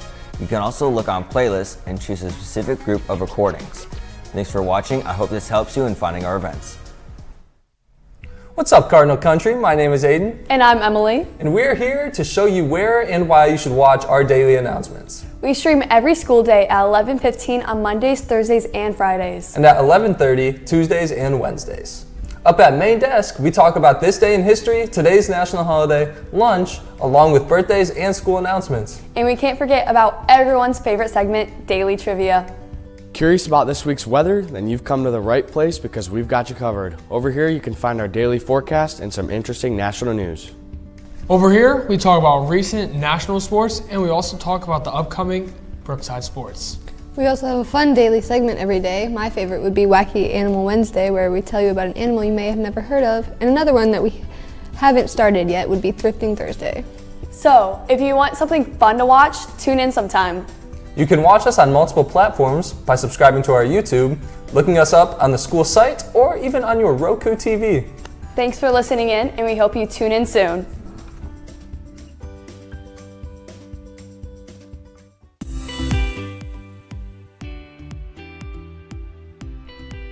Hello, Cardinal Community. My name is Mason Atchison. I'm the assistant principal at Brookside High School. At Brookside High School, we encourage our students to engage in positive behavior through our PBIS program. Through this program, our students earn tangible prizes, Cardinal of the Month awards, and school-wide assemblies. My goal as an assistant principal is to ensure that students and families have a positive educational experience by cultivating a supportive and inclusive environment that encourages our students to grow academically, behaviorally, and socially. Here at Brookside High, we are working collaboratively to educate your student and provide them the necessary tools to pursue their post-secondary goals. At Brookside, we offer several sports, clubs, and activities, and a variety of fine arts programs, honor classes, and College Credit Plus courses. These programs provide our students a great opportunity to grow, get involved in the community, build leadership skills, and build long-lasting relationships with peers, staff, and community members. For current information regarding Brookside High School, feel free to follow us on X at Brookside Cards, Brookside High School on Facebook, and Instagram at BHS Cardinals. Feel free to reach out with any questions. My phone number is 440-949-4218 at extension 2918. My email is matchison@sheffieldschools.org. I look forward to meeting you and working with you.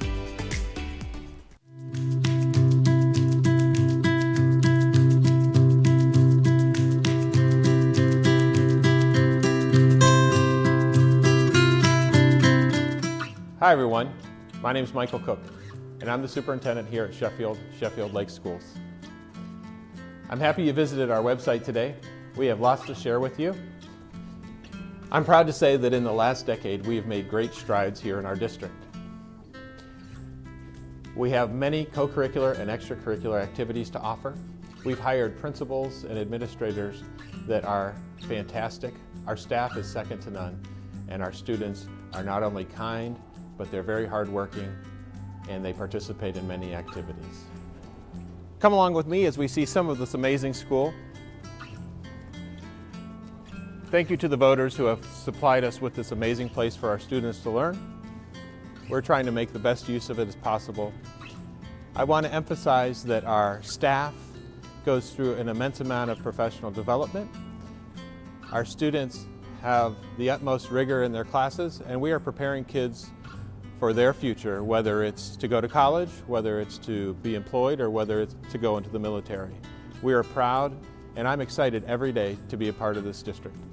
We recently finished our strategic plan that will last us the next 3 to 5 years.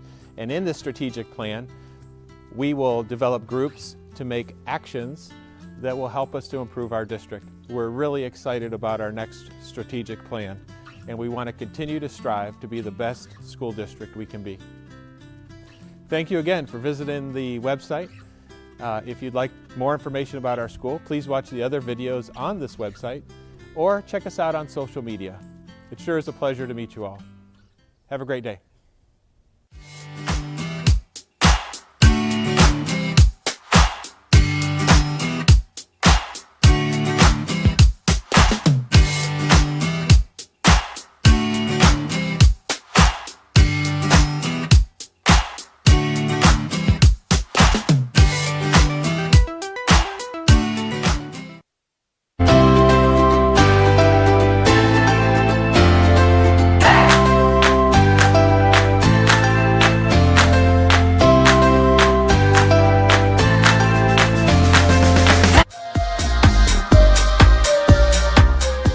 I'm Megan Grayshaw. I'm a sophomore and I'm a point guard. Marky Aliff, freshman, post. Hi, I'm Bree Sauter. I'm a junior and I'm a guard. Maya Menko. I'm a 10th grader and I'm a post. I'm Mari Vanjoff. I'm a junior and I'm a post. Hi, I'm Avery Davis. I'm a sophomore and I'm a guard. Brianna De Leon, senior, post.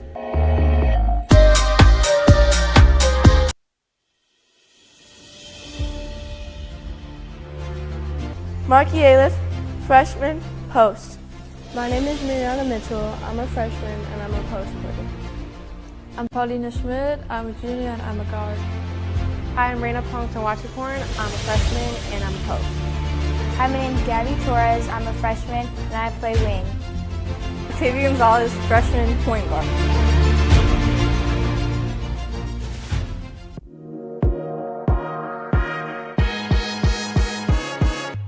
Hi, I'm Alex Hicks, a student at District Video Club. In this video, I'm going to show you how to watch live and past Brookside school events on YouTube.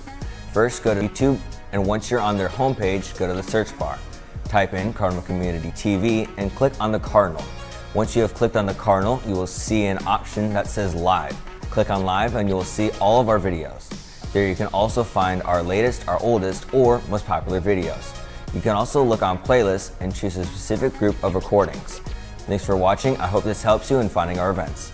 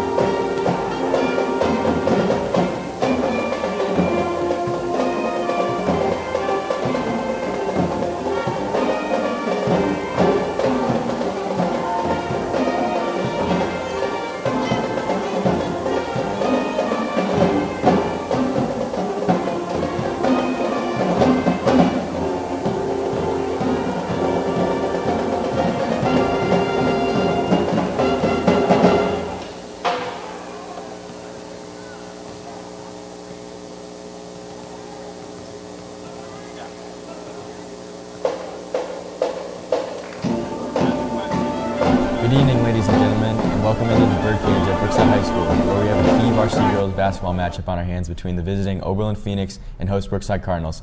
I'm Noah Adkins, joined in by both my partners, Lincoln Barnhart and Mr. Brad Barhorst. Great to have you both.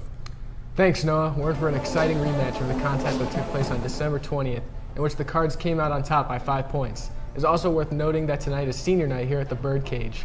Our lone senior this season for the Cards is Bree De Leon, who's been a hard worker for the program for 4 years now, even battling back from a terrible knee injury just a season ago. That should be a fun one tonight. Now it's time to look at some key statistics entering tonight's contest. First, for the Phoenix, who entered the game at an overall record of 2-14 and an average of 29 points per game.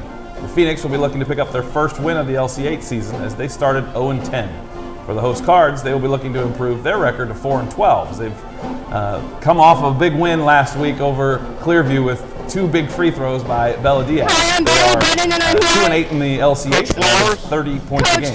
This should be a good, evenly matched contest tonight with a ton on the line for both teams as they try to gain some momentum before we enter the OHSAA tournament. This broadcast is produced by Cardinal Community TV and brought to you by the District Video Club, which is an after-school student organization that is composed of students in grades 7 through 12. The DVC is directed by Mr. Paul Ferguson with advisors Mrs. Stephanie Blythe and Mr. Brad Barhorst. It seems like we are about ready to get things started. Let's now send it down to the sidelines for a pregame interview with Brookside head coach Richard Flowers. Hi, I'm Bailey Brennan. I'm here with Coach Flowers. Coach, tell us about your lone senior, Bree DeLeon. What has she meant to the program as we celebrate her on senior night?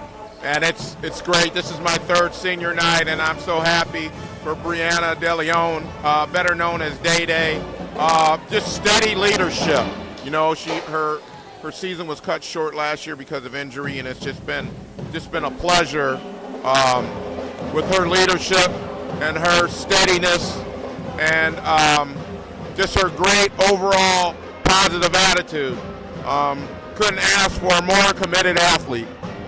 You had a close game and got the win a couple weeks ago at Oberlin. What will be the keys to the rematch? Yeah, we had a big lead, and then they pressed us at the end and closed it. So handling their pressure, beating their press is going to be the key. Okay, thank you, Coach. Thank you for having me.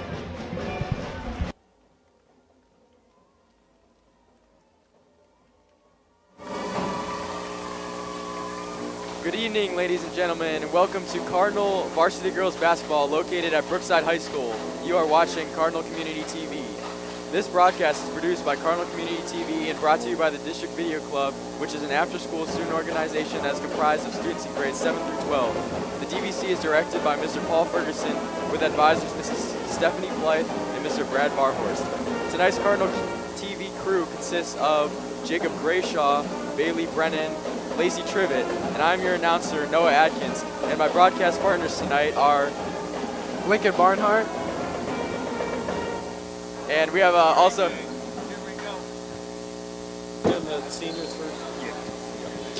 Ladies and gentlemen, tonight we're going to honor our 2023-24 Brookside girls basketball seniors and their families.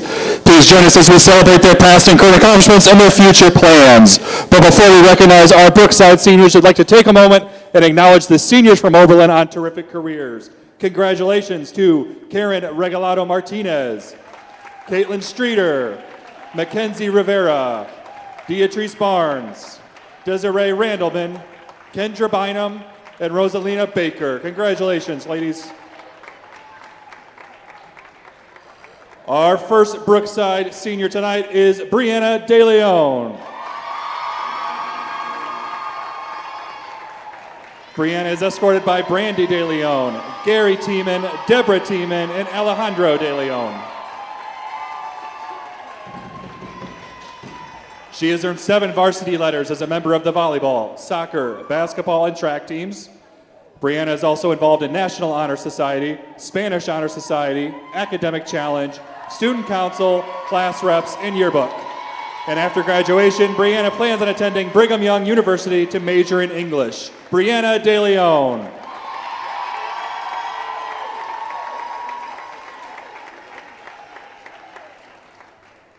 And our second senior tonight is our foreign exchange student from Germany, Paulina Schmidt. Paulina is escorted by Stan, Megan, and Emily Swilinski. She has earned 2 varsity letters as a member of the soccer, basketball, and track teams. And after graduation, Paulina plans on doing volunteer work in Tanzania before studying sports management at the university level. Paulina Schmidt.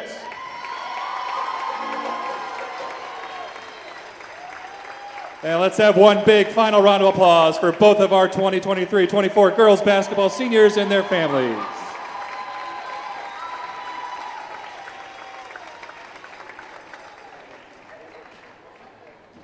So now we're back up in the booth here. We're waiting tip-off, and these seniors are just kind of soaking up the moment here, getting some pictures with their family.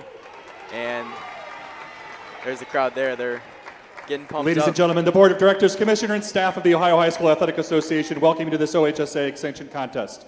To honor America, please stand if you're able for the playing of our national anthem by the Brookside Pep Band.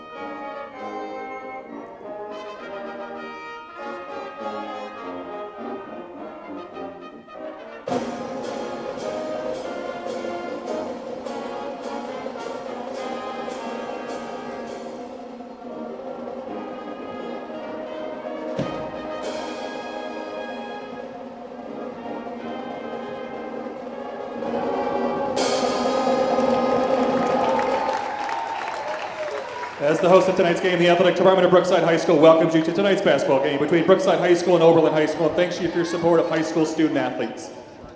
The officials assigned to this game met the requirements set by the OHSAA and have been approved by both schools to provide their important role in tonight's game. The officials for tonight's game are Joel Jacksura, Robert Troll, and Roger Del Rosario.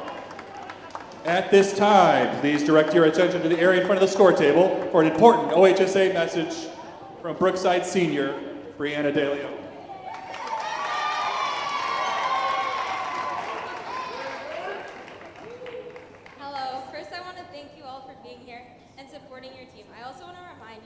By attending this event, you have the responsibility to represent your school and community in a positive and supporting manner. Everyone's goal today is to win, but high school sports are educational in nature and teach the participants lessons they can use for a lifetime. So let's respect the participants, coaches, officials, administrators, and our fellow fans. Don't forget, today's game is for the students participating. It's not a place where insulting or unsportsmanlike language is tolerated. The same goes for the student section. And parents, be a parent which your students can be proud of. Again, thanks for being here, and let's remember to respect the game. Thank you, Brianna. Let's be starters in tonight's game, starting with the visitors from Oberlin. Number 2, Clara McCown. Number 14, Candace Locklear. Number 13, Jediah Bowen Pride. Number 34, Beatrice Barnes. And number 42, Desiree Randleman. The Oberlin Phoenix are coached by head coach John McDermott, assisted by Anthony Naples and Bellany Barnes. And now your Brookside starters. Number 10, junior Brianna Slaughter. Number 11, sophomore Bella Diaz. Number 22, junior Mari Banjoff. Number 12, junior Paulina Schmidt. And our senior, number 41, Brianna De Leon. The Cardinals are coached by head coach Rich Flowers, assisted by Miles Flowers, Leanna Rogers, and Sean Washington. All right, as we get ready to get underway here, so the sportsmanship thing, I know we talked last week. No, you've read it once before. Lincoln, I assume you've read the sportsmanship. Yeah, I've read it twice now. Did you feel any pressure stepping up there to have to read in front of a bunch of people? A little bit, but I'm usually pretty good in front of big crowds, so. Yeah, and you can read well? Yeah, of course. I think he's a pretty smart guy if he's going to Akron. Or maybe track? Maybe track. One thing I noticed as we get ready, Oberlin has a major side advantage as we go into this one. Yes, of course. The last time these two teams played, McCown, number 2, had 11 points, and Barnes, number 34, had 12. So 2 girls in double figures. The lone score in double figures for the Cardinals was Bella Diaz with 17. So let's see if they can get moving quick and get the scoring up.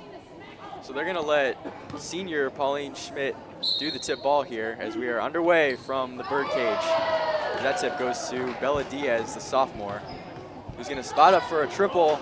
Bang! She opens it with a triple. And that's how she started the game last week, too. Quick She is a shooter, I tell you that. So now Oberlin across the timeline, number 30, Bowen Pride. They're going to move the ball around. It looks like the Cardinals are in a zone here. And that three-pointer is off the backboard, rebounded by Diaz. As she's going to try to push the pace here for a mid-range jumper off the backboard. As the Cardinals are going to set up some offense here, as the Phoenix are also in a little bit of a zone. As Slaughter takes that three, left it short. That's a long rebound. Looks like it was off the Phoenix, and it is. Off number 30, Bowen Pride. It will be Cardinal basketball right in front of the scorer's table down there. They're going to stick in that zone as Diaz is going to set up some offense here. You got DeLeon in the middle there. She swings it to Slaughter. Back to Diaz. It's going to get blocked there by, I think, number 2, McCown, as Bowen Pride is now on the break. And she is going to put it up, but off the mark. Rebounded by the senior DeLeon. Boy, one thing you see early, Noah and Link, is that Brookside's got a speed advantage. Slaughter and Diaz quickly got back on that one, even though they were on the opposite side of the play. That one's rebounded off the miss of Slaughter by number 34, Barnes, as McCown's going to try to push the pace here. And they're going to slow it down and be Bowen Pride with the ball. Like a 1-2-2, Link. Do you guys play much 1-2-2 with the boys program? It depends on the matchup, but we've definitely gone into it from time to time. As that one was out of bounds off the Phoenix. As the Cardinals inbound the ball. Diaz getting the point guard reps to start this game. And she's going to throw it to the junior Banjoff. Back to Diaz. Quick pass stolen by number 30, Bowen Pride. And that one is going to be, looks like Phoenix ball down here on the sideline right by the Brookside bench. Diaz scooped that one. As 42, Randleman, the senior, will inbound it for the Phoenix. Cardinals still in that zone. Bowen Pride swings it to Randleman. He's going to swing it to McCown now. Some good pressure by the Cardinals here to start the game. As Barnes' floater is off the mark, rebounded by Slaughter. Slaughter is one of the more elite defenders on the team.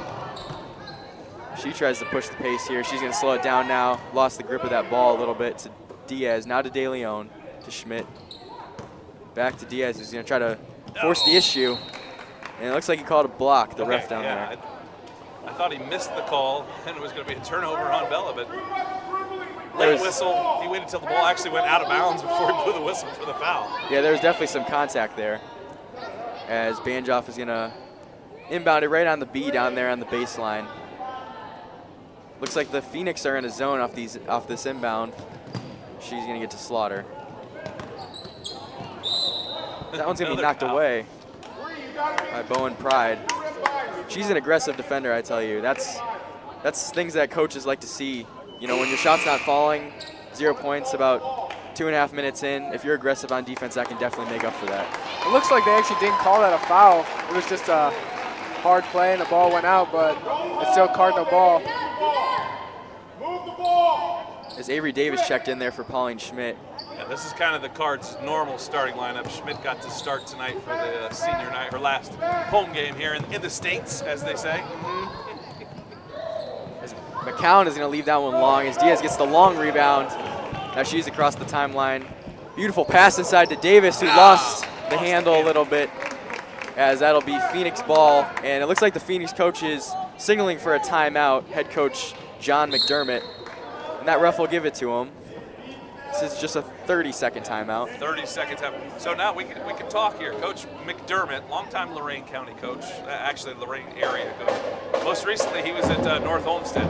He's got the casual attire. He's wearing the tennis shoes, the khaki pants, and the hoodie. Coach Flowers, he's rocking the suit. Came out dapper. I know Coach Babix is casual, but what do you guys think? Do you feel like Coach coaches better with the casual attire? He's more comfortable? You know, they say, you know, you look good, play good. You know, look good, coach good in this instance. I think he knew that it was senior night. There's going to be a lot of pictures being taken. He wanted to look good. You want to look good in all those senior night pictures, that's for sure. As we're back in action here from the birdcage. Yeah, we had that early 3 from Diaz and nothing since. Still 3-0. Bowen Pride is going to swing it to 14, Locklear. To McCown now. That floater is just off the mark. Gets her on rebound, though, and missed that one. And Barnes gets the and one for the Phoenix to get them on the board. A beautiful rebound there by McCown to start it. Then it got over to Barnes, and she got an and one, so she'll be sent to the line to try to make this a tie ball game here, just under 5 minutes to play in the first quarter. Yeah, first foul on the cards. That was on Bree, so it's her first. Bree Slaughter. That one's going to be off the mark. Rebounded by De Leon, who is going to get it to Diaz. Now over to Slaughter. Now Diaz is going to get in the lane, and they're going to call a block on that one. I believe on number 30, that'd be Bowen Pride. Yeah, so on the block. Bella Diaz, she's really developed her game. It's not just that three-pointer. She's uses her quickness a lot better as she's become a varsity starter here her sophomore year. Vanjoff now finds Diaz in the corner and left that one long. A good look though. Rebounded by Barnes. Now to Bowen Pride, who's going to try to get out on this fast break, and she's going to attack the rim. And a beautiful pass inside. Number 42, Randleman finishes that one for the Phoenix to take the lead, 4-3. Now the Cardinals are going fast. Slaughter is going to stop at the free throw line, left that one short. Good hustle by De Leon. That one's bouncing around, rebounded by Bowen Pride. Yeah, great play by Bree on the save there. We just weren't able to corral that pass. And now number 2, Clara McCown, is going to finish that one for the Phoenix, as we are just under 4 minutes to play here in the first quarter from the birdcage, as Diaz will bring this one up, try to slow it down. Looks like the Phoenix are now a 1-2-2 press. She floats that one up and in. De Leon set a nice screen up top, and Bella Diaz used her left, got around it, and got back and got into the paint, put it up and scored. Beautiful play to beat the zone there. As Bowen Pride, who does the ball handling duties for the Phoenix, will bring it up. Now to McCown, who's going to dish it inside, 34. Barnes finishes that one. Yeah, that Oberlin size advantage pronounced. Yeah. Randleman and Barnes are definitely looking dominant so far. That one was a turnover by Cardinals Slaughter, as McCown is going to get it up and get fouled. Looked like it was an and one from here, but she left that one a little bit long off the foul, so she's going to get 2 shots. 3:11 left to play here in the first quarter. Only 2 fouls for each team. I know that's a focal point for coaches, is try not to get in the, with the new rules, try not to get in the bonus in the quarters. The other team getting easy baskets. That one was on Avery Davis. It looks like freshman Marky Aliff is going to check in for the Cardinals.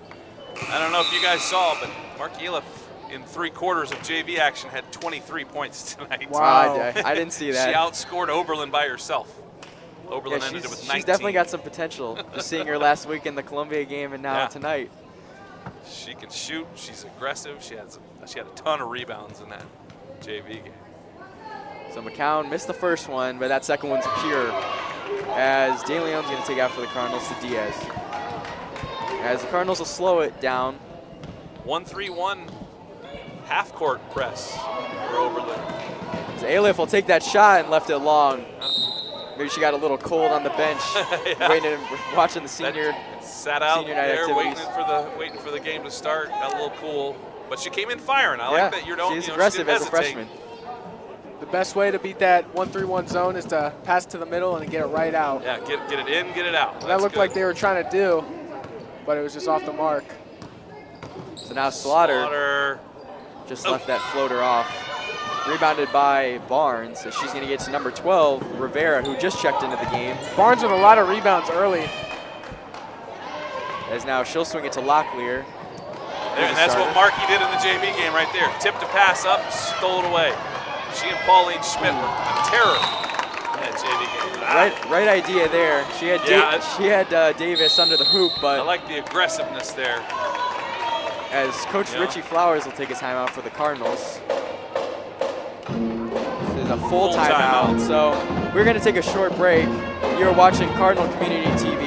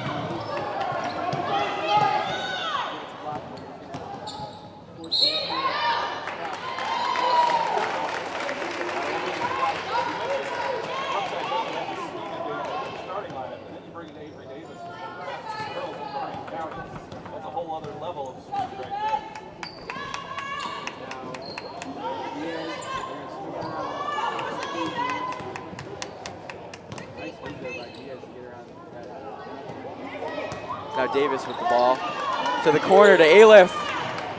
And that three is butter from the corner, the freshman Aliff. She only needed one shot to warm up. She's ready to go. Sunk that one, just like in the JV game. As now the Cardinals are going to press again, but that was broken pretty easily by the Phoenix. And tipped away is Avery Davis. She tipped that one out of bounds. She is an athlete, I tell you that. She pops right off the screen as, you know, you can tell she's a soccer player and track player just based off of watching her run around. As it looks like number 42 for the Phoenix, Randleman, is going to inbound this one. She gets it to McCown. He's going to force a mid-range jumper, rebounded by 12, Rivera, stolen away by the senior De Leon. As the Cardinals will try to pick up the pace here, beat that zone down the floor. Diaz to Davis for the long two off the backboard and out. Rebounded, long rebound by Slaughter, and that one's off the mark. I'll tell you what, the Cardinals aren't afraid to shoot these shots though tonight. You can tell that. Yeah, just I based like, off I like this how first they quarter. don't hesitate. They're very aggressive, which is, you know. I'd like to see them make a few right. moves, but I like how they don't hesitate. That's kind of a thing with your guys' program too. Everybody's firing. Everybody comes in, shoots threes. Yeah. Once you can convince your players, you know, that they're great shooters, get them confident, that's when buckets really start to fall. As Randleman there, the dish to Rivera, who sinks that two to put the Phoenix back up by 3. That's a tough shot. The two from about 8 or 10 feet from kind of the side there where you can't really use the backboard. That's a tough shot. As now Davis will have it, and she gets that one knocked away. And McCown has lost that one. And I tell you, Aliff is a hustler. As she stole that one, but left that one short. She might have got tipped. I think they might have missed a foul call on Aliff there. Yeah, it definitely looked like that ball got affected in some way, as a foul call was called. That's going to be the second foul on Avery Davis. That's what you get when you play aggressive on defense. There's going to be fouls that happen. She's staying in the game. Coach Flowers has confidence that she's not going to pick up any more, as they're going to stay in this 1-3-1 press with Davis at the point. Bowen Pride, the lefty, the nice pass up the floor to number 40. We don't have a number on number 40. But that one is stolen by Diaz. Now with a beautiful jump stop, but left that one short. As that one's going to be tipped out of bounds. I thought that was really good defense by the Oberlin player. Ran right with Bella, who's fast. You know, got with her, jump stopped with her, went up as she went up. Didn't foul. That's some good hustle there by Slaughter, but it's just out of bounds. Almost a steal there. 5.7 left in the first quarter here for Brookside High School. Bowen Pride's going to inbound it for the Phoenix. As she's going to get it to Locklear. Looking to get a quick To shot. Randleman. Oh, she ran out of time, but she gets it off and left it short. Nice. So, from the end of one here at Brookside Cardinal High School, between the Phoenix and the Cardinals, score is Brookside 8, Oberlin 11. We're going to take a short break. You're watching Cardinal Community TV.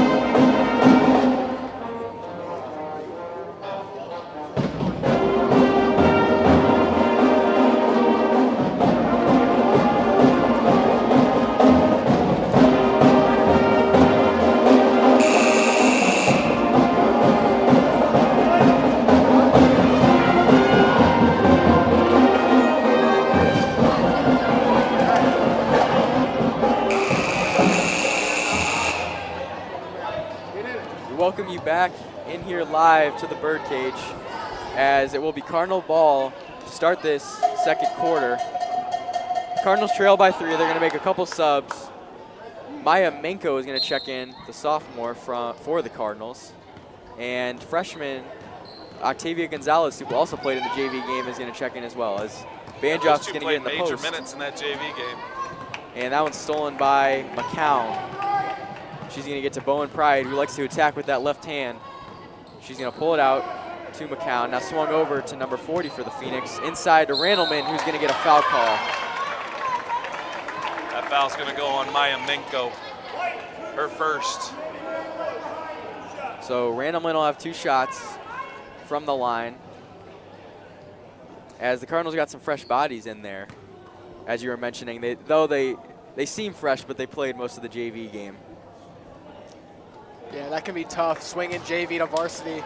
You did that some last year, didn't you, Link? Yeah, it's definitely tough. You know, you want to give your best effort in the JV game, obviously, but when they put you in the varsity, it doesn't always feel like you're at your freshest. Yeah, so what's the mentality like? You have to have a different mentality? You play differently when you get in the varsity game? I'll tell you what, I think a big thing between my sophomore and junior year, or really between my junior and senior year, was just getting in the varsity game. Like, you just don't want to be overwhelmed. You know, it's a very different atmosphere than the JV game. So just being able to rise to the occasion in the varsity game is a big deal. Yeah. As the Phoenix are going to have the ball here, swung over to Freeze. We got a name on that jersey now. As McCown will swing it to Randleman for the corner 3, and she airballed that one, but it is rebounded by Slaughter. He's going to push up the floor, now kind of pull it out and shoot a 3-pointer. Bottoms from that right wing, just outside the volleyball line. She kind of stepped back and drilled that one. 3 buckets. Ooh, and then the Phoenix got away with the travel there, but it is stolen by Menko. Now to Diaz, who's going to now try to attack Freeze. A little behind the back, change of direction to the mid-range. Oh, missed that one. Good look though. That's obviously a shot she likes. She got to that spot. As that one's gonna be thrown away by Bowen Pride. A little bit of miscommunication there between Barnes and Bowen Pride. As it'll be Cardinal ball as Avery Davis checks in for Mari Banjoff for the Lady Cards. Link, you talked earlier about what you have to do to break the pressure against the 1-3-1. Brookside's running it defensively. What are the keys to running it defensively? What are the keys there? So it kind of, as Coach Bavix tells us, everyone needs to be on a rope. You know, if the ball gets swung to one side of the court, everyone's got to be shifting to midline, be ready to guard the most dangerous pass. As Diaz will sink that 3 to give the Cards the lead, their first lead since 2 minutes into that first quarter. As now Bowen Pride is going to turn it over. The pressure and the atmosphere of the Birdcage is getting to the Phoenix here these last couple minutes. Yeah, so the defensive rotations you mentioned, and right on cue, good ball movement, like you said. They got the ball in, they kicked it out, and Avery Davis drills the three. Avery, not known for being the great shooter. She's out there for her defense and athleticism, but she drills the three. So now Slaughter is going to be pressured by McCown, now to Diaz, who's going to get around the baseline and get fouled by number 42, Desiree Randleman, who's going to look over to her coach for some instruction there on how to maybe defend that nice move made there by sophomore Bella Diaz. And she's going to go to the line for her first foul shots of the night. 2 shots for the Cards. Brookside's on a 6-0 run to start the second quarter.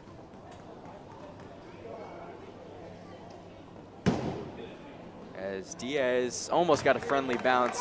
Yeah, but front of the rim, back of the rim, bounced up and out. She still got another one. Chance to make this a 2-possession game for the Cards. That one is butter. Didn't let that first miss get to her at all. As now the Cards, since they went in this zone, it seems like the Phoenix have been more turnover prone. As that one, right on cue, is stolen by Slaughter from behind. As she's going to beat the Phoenix up the floor with that speed advantage. And that one's just off the mark, that mid-range shot. Rebounded by Manko. Out to Gonzalez for the 3. Boom! A 3-pointer by the freshman. And almost another steal by Slaughter. That one up the court to Barnes now, who's going to jump stop to Freeze. To Randleman. Now over to Bowen Pride. He's going to try to set up the offense here a little bit. Now Randleman, that 3's off the mark. Rebounded by Freeze right under the basket and put in to end that scoring run by the Cardinals. Those runs are huge in these close games. You know, you get the momentum, you get the crowd into it. It's just, it feels good as a player playing in those type of games. Yeah, of course. As that one is going to be turned over by Slaughter, but it'll be a jump ball. And it looks like it'll stay Cardinal basketball, as they do have the arrow. And Manko will inbound this one for the Cardinals. Phoenix in that 2-3 zone off the inbounds plays to try to force the Cardinals to take some outside shots. But as we've seen, they've hit a decent amount of 3-pointers tonight. As that now could be Diaz another one. with another one just off the mark. Yeah, that was almost the 3rd foul. Yeah, Davis got kind of frisky there as the crowd are calling for something. And now McCown with a nice move, but missed that layup. As rebounded by Manko. Over to Diaz, who's going to try to beat McCown up the floor. Beautiful pass inside to Davis, who's going to miss that one. Had a hand in her face by Bowen Pride. As now the Phoenix are going to slow it down, as the Cardinals are going to try to set up in that zone. That 1-3-1. As that one's stolen by Davis. And she stepped out of bounds. Could have been a block on Bowen Pride. Could have been a push or a block. Yeah, that's what they're Coach going to call Flowers that. is saying. Yeah, they're going to call that one out of bounds on Davis. But that's a some good aggression there by Davis instead of just trying to pull it out. You like to see aggression in these type of games. As now Bowen Pride to Freeze. They're going to swing this one around the 3-point arc, and that one's missed by McCown. Rebounded by Freeze. Back out to McCown, who traveled, took too many steps. She walked, she traveled, that's what the cheerleaders say. Unfortunately for us, there's no cheerleaders here tonight, but that's what Turnovers they usually. are starting to pile up for Oberlin. I've got them at 12 turnovers here. Yeah. We've still got 4 minutes to go in the first half. That's a lot. So both teams are in this zone in the first half, try to make each other hit some outside shots, but the Cardinals are taking advantage of that, as they're going to. A nice take by Gonzalez. She might have gotten fouled, might have gotten it stripped. They're going to call it clean as Bowen Pride now with that left hand. She's going to pull it out. A nice pass to McCown, who's going to slow it down. Back to Bowen Pride now on that baseline. She's got a size mismatch. She's going to get it back, but throw it over to Freeze. He's going to find Locklear for the 3, and that one looked good, but it was left long. Rebounded by number 12, Rivera. Some beautiful hustle, but she traveled on that sideline. The pressure from De Leon from behind kind of spooked her a little bit. She took an extra half step there. That's enough for the ref to call it.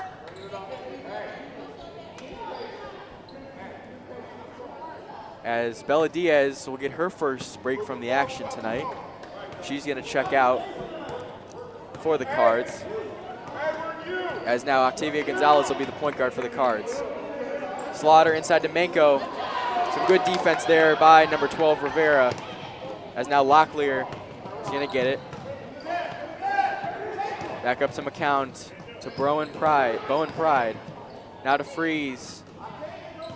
Over to Rivera. The Phoenix like to share that ball, but that one's going to be off the mark. The mid-range by Rivera, and fouled. De Leon gets fouled. Only the second foul of the quarter, so no bonus. But I tell you, the Phoenix like moving that ball around. Yeah, like you were saying, for sure. In the second quarter, they've been moving around a lot better than they did in the first quarter. Yeah, I was going to say, you know, with the zone, to obviously beat a zone, it's easier to pass the ball around and then attack rather than just attack right away. Good zones force you to move the ball around and force you to, you know, maybe make a mistake. But, you know, both teams obviously practice those zones a lot if they're comfortable going into them, or starting the game with them, rather, as the Phoenix has. As Gonzalez will now attack that zone to Banjoff, who looks like she got fouled, and De Leon got the board, but she got kind of sandwiched in a bad position there. She was under the rim. That one kind of hit the bottom of the backboard there. That's a tough shot, especially with a girl on your back. As Locklear is going to find Freeze, now to Barnes, who's going to take the layup but get fouled. You mentioned about the defensive rotations right there. You saw it when the ball got in the middle. Our girl on the backside didn't have the fast rotation. She wasn't moving when the ball went in the air like you talked about. And we missed it. The ball got down to the block, and that's, you know, actually a good foul. You don't give up an uncontested layup. You make them earn it in there. She missed the first one, so it was a worthwhile foul. That was on Octavia. Octavia's another one who's a standout on the track in the hurdles. Yeah, she played varsity volleyball this fall too, so she's having her last calendar year. She's been on fire. She was conference champ in 8th grade in both hurdles, despite poor coaching. Despite poor coaching from Coach Ferguson. As Barnes is going to sink that second one to cut the lead to 4 now. Just over 2 minutes to play, as Diaz is going to get inside but get blocked. Barnes is going to grab that deflection, as now McCown on the attack for the Phoenix. She's going to try to flip one up, but to no avail. As Slaughter now to Diaz. Beautiful pass and a foul by Freeze for the Phoenix. Now Bella Diaz will go to the line for 2, her second trip to the line of the night. Yeah, Bella finishes that play with the old slip and slide move. Just slid chest first. I think the Phoenix coach was frustrated on that one. He felt there was maybe a missed call down at the other end. Freeze elected, just as we saw down on the other end, to make Bella Diaz earn these 2 instead of just having her take the free layup. As it paid off, she misses the first one, the announcer's curse. As Diaz will try to reset that in her mind for her second free throw of the night. She's generally a good free throw shooter on the season. This is but Avery Davis with the rebound. Whoa. That one was very strong. As Locklear now on the attack finds Barnes, who flips it up with that left hand perfectly off the glass. Nice finish there. As now the Cards will slow it down, as Slaughter was communicating with Coach Flowers. She's going to dish it down to Davis on the inside, who's going to lose it. Now a loose ball and some hustle for the Phoenix, but it's just out of bounds right before McCown was able to get there. It'll be Cardinal ball with 1:24 remaining, up to De Leon will take it out for the Cards, as number 30, Jania Bowen Pride, will enter for Larissa Freeze. And now they're going to switch the call and call that Phoenix ball. Now that's completely wrong, because the Oberlin girl dove for it down here at the baseline, or the sideline. So now McCown, now who hustled for that ball, is going to get a floater, but left that one short. She likes those shots inside the paint. As she steals another pass, my gut tells me here she's going to get another one. But beautifully cut off by Diaz, and she misses that one. That was incredible defense and hustle there by Diaz to get back. Great hustle by Bella Diaz. Cards were on a fast start to start the second quarter, but Phoenix have shut them down for the last few minutes. Yeah, well, and it's been the turnovers. When Brookside went on a run, Oberlin had a bunch of turnovers. Now Oberlin's been on kind of a run, and Brookside's had the turnovers. As Barnes just tied that one up for the Phoenix, they really answered that Brookside run just a few moments ago. Cardinals haven't scored since that run. Now Diaz is going to try to end that. Now this drought for the Cardinals, I guess. She's going to take a corner three and in and out. But rebounded by Banjoff. De Leon up and in to take the lead on her senior night. That one's got to feel good. Her first points of the night. She gets 2 on senior night as the student section is going crazy. The crowd She's is a loving fan it. favorite.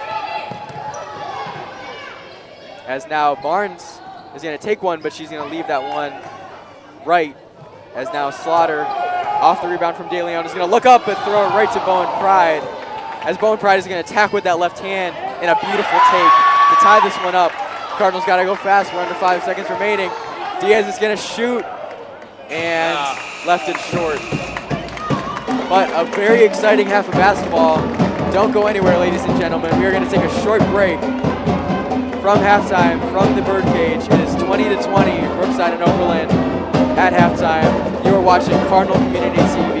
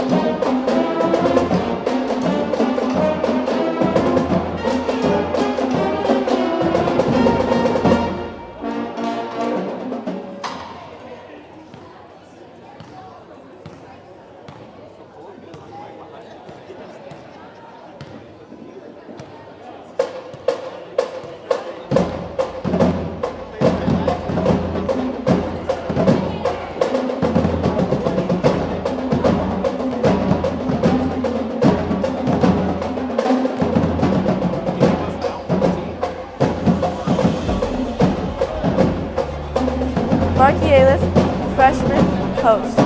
My name is Mariana Mitchell. I'm a freshman and I'm a post player. I'm Paulina Schmidt. I'm a junior and I'm a guard. Hi, I'm Raina Pongton-Wachikorn. I'm a freshman and I'm a post. Hi, my name is Gabby Torres. I'm a freshman and I play wing. Octavia Gonzalez, freshman, point guard.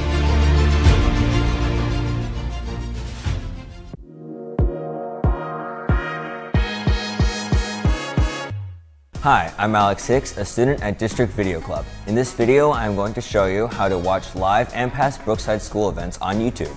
First, go to YouTube, and once you're on their homepage, go to the search bar. Type in Cardinal Community TV and click on the Cardinal.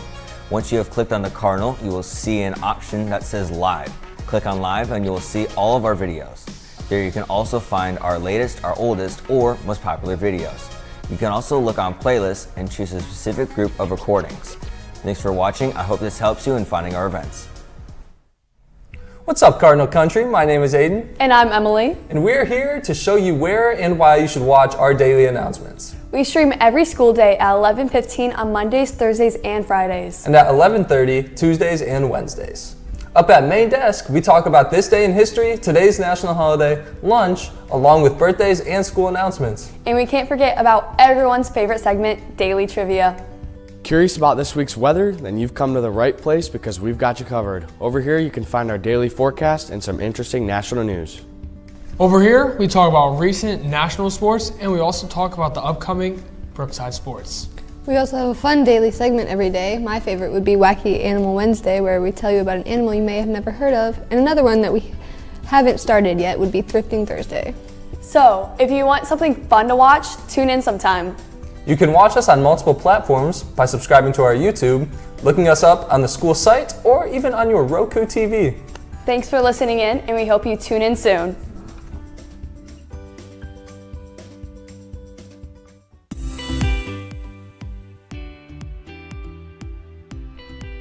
Hello, Cardinal Community. My name is Mason Atchison. I'm the assistant principal at Brookside High School. At Brookside High School, we encourage our students to engage in positive behavior through our PBIS program. Through this program, our students earn tangible prizes, Cardinal of the Month awards, and school-wide assemblies. My goal as an assistant principal is to ensure that students and families have a positive educational experience by cultivating a supportive and inclusive environment that encourages our students to grow academically, behaviorally, and socially. Here at Brookside High, we are working collaboratively to educate your student and provide them the necessary tools to pursue their post-secondary goals. At Brookside, we offer several sports, clubs, and activities, and a variety of fine arts programs, honor classes, and College Credit Plus courses. These programs provide our students a great opportunity to grow, get involved in the community, build leadership skills, and build long-lasting relationships with peers, staff, and community members.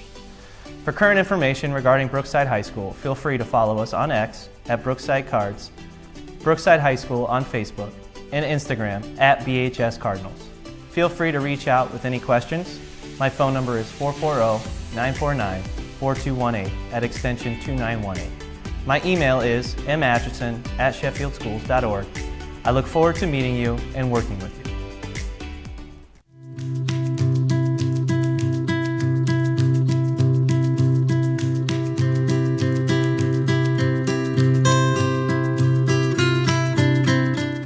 Hi everyone, my name is Michael Cook, and I'm the superintendent here at Sheffield Lake Schools. I'm happy you visited our website today. We have lots to share with you. I'm proud to say that in the last decade we have made great strides here in our district. We have many co-curricular and extracurricular activities to offer. We've hired principals and administrators that are fantastic. Our staff is second to none, and our students are not only kind, but they're very hard.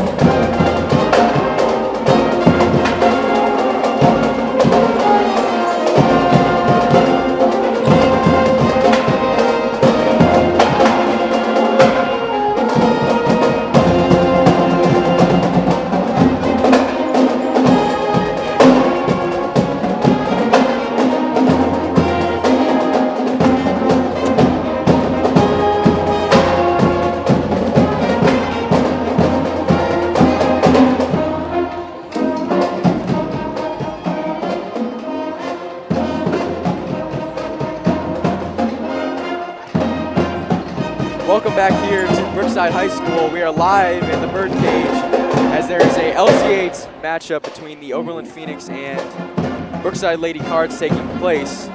As the Phoenix are back out here to warm up before the second half, but as we were talking about during the break, the Cardinals are not out here yet. They are still in the locker room. Must be a long talk from Coach Flowers. Coach Flowers is out here. We're short a couple of players. Oh, yeah. Okay, here they come. Now with just 45 seconds left on the clock. As they're not going to get a warm-up, they're just going to go straight to the huddle, it looks like. No huddle, they are just going to go out to play. As looks like the starters will return for the Cardinals. Oh, I stand corrected. Marky Aliff will be in the game, as well as presumably Avery Davis, for Pauline Schmidt, who got to start for senior night, but hasn't checked in since. As it'll be Phoenix ball, Bowen Pride will take it out, as Davis will look to pressure McCown right off the jump. The pep band is getting every last second they can.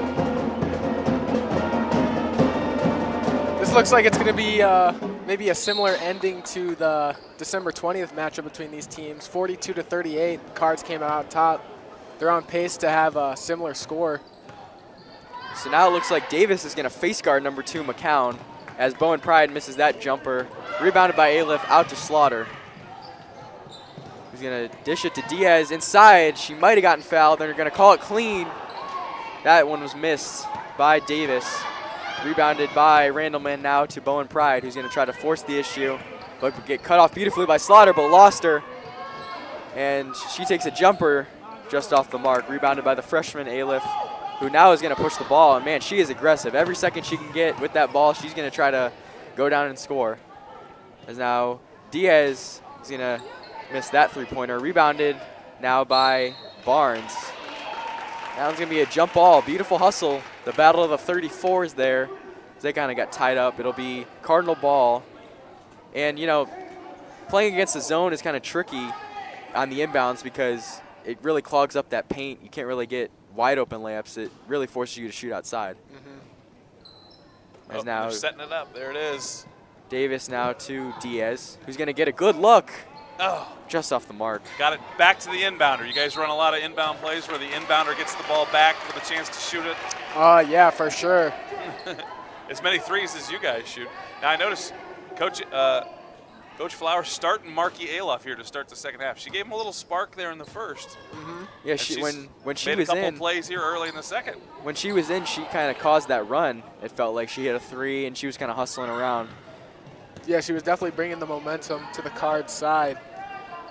As now Bowen Pride is going to get the pass from Locklear, but that one was knocked away by Diaz. Nice hustle there by Bella. Tipped away a pass that was coming in that might have led to a layup. I tell you what, the Cardinals don't have a lot of experience. Obviously, 2 seniors this year, but they play hard, and that's something to look forward to going into the tournament and going into next year. As Aliff is going to double dribble, she kind of got it caught on. Yeah, I thought that ball got tipped. That's what both Coach Flowers, both of them were saying that it was tipped. As she was dribbling, it kind of got stuck on a Phoenix defender's arm, but she was going straight to the hole. Like we've said, she has some insane aggression for a freshman in a varsity game. As now the Phoenix are going to get a good look. Locklear is going to leave that one long. Rebounded by Aliff, who again puts her head down. She's going straight to the hole. She's going to dish it out to Slaughter this time, though. A smart decision. As Slaughter is going to get that one stripped away. Beautiful defense by Locklear, but a nice hustle play there by Aliff to get it back. She's going to get that one to Davis. Now a good look for Diaz, just off the mark. No scoring here. 2 minutes into this third quarter here between the Phoenix or the Cardinals. As the Phoenix are going to push the pace as they have all half. And Bowen Pride in and out on that layup, and she's going to get fouled. Slaughter on the putback attempt. Got her across the arm. And she's going to go to the line for 2. The first foul of this second half as Slaughter's going to pick up her second. We mentioned before the game that turnovers were going to be the key. That Oberlin had a bunch of turnovers there early, and the Cards surged ahead, and then the Cards had a bunch of turnovers, and it went down. So the first half, Brookside had 12 turnovers to Oberlin's 13. You saw it like even out there at the end. Here in the second half, neither team, Oberlin's got 1 turnover, Brookside neither. Both teams are getting up shots now. It's going to come down to some rebounding if you start taking better care of the basketball. Coach Babix likes to say that basketball is a game of runs, and that's definitely been what tonight has been. As Phoenix will make that second free throw. She left the first one off the mark. Bowen Pride gets her 3rd point of the game, and they take a 1-point lead as there will be a full timeout here. So we're going to take a short break. You're watching Cardinal Community TV.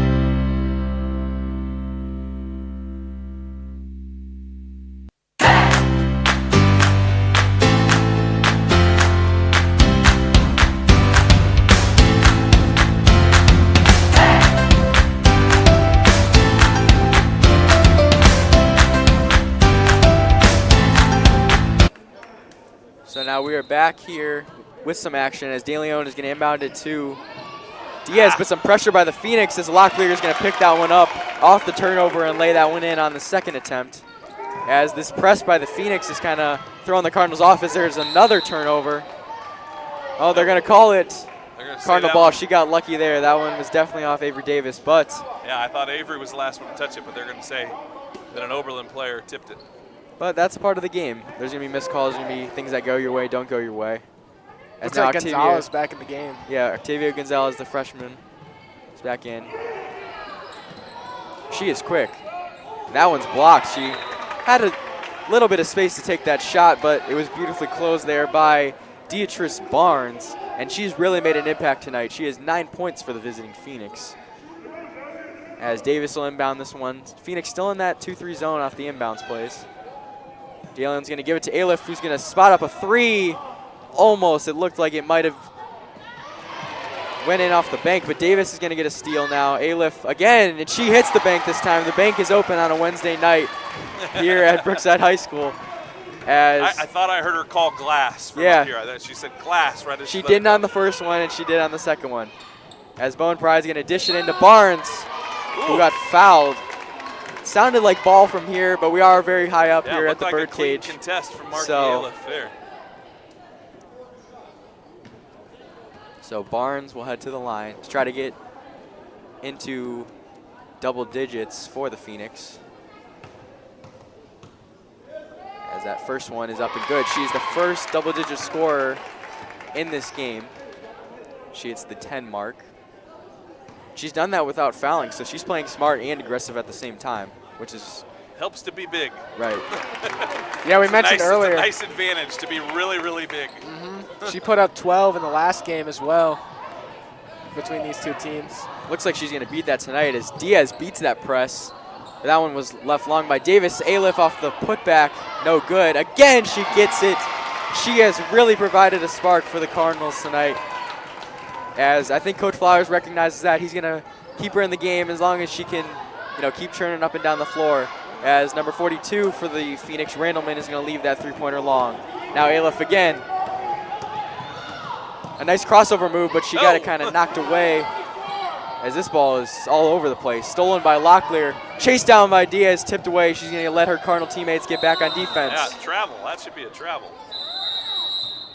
And looks like we have an injured player. We have a foul. Oberlin player down. We have a foul on Diaz down on the other end, but on the right end here, down by the stage. So guys, we mentioned that Marky Aliff had 23 in the JV game. She's got 7 in the varsity game. A 30-point night for Marky Aliff. Link, you ever have a 30-point night? I actually, against Westlake last year, I had I had a big night. Between the JV and varsity game, Yeah. that's what Marky did, obviously. Is Yeah. some at both levels. That can be very exciting to get it done in both Yeah. games.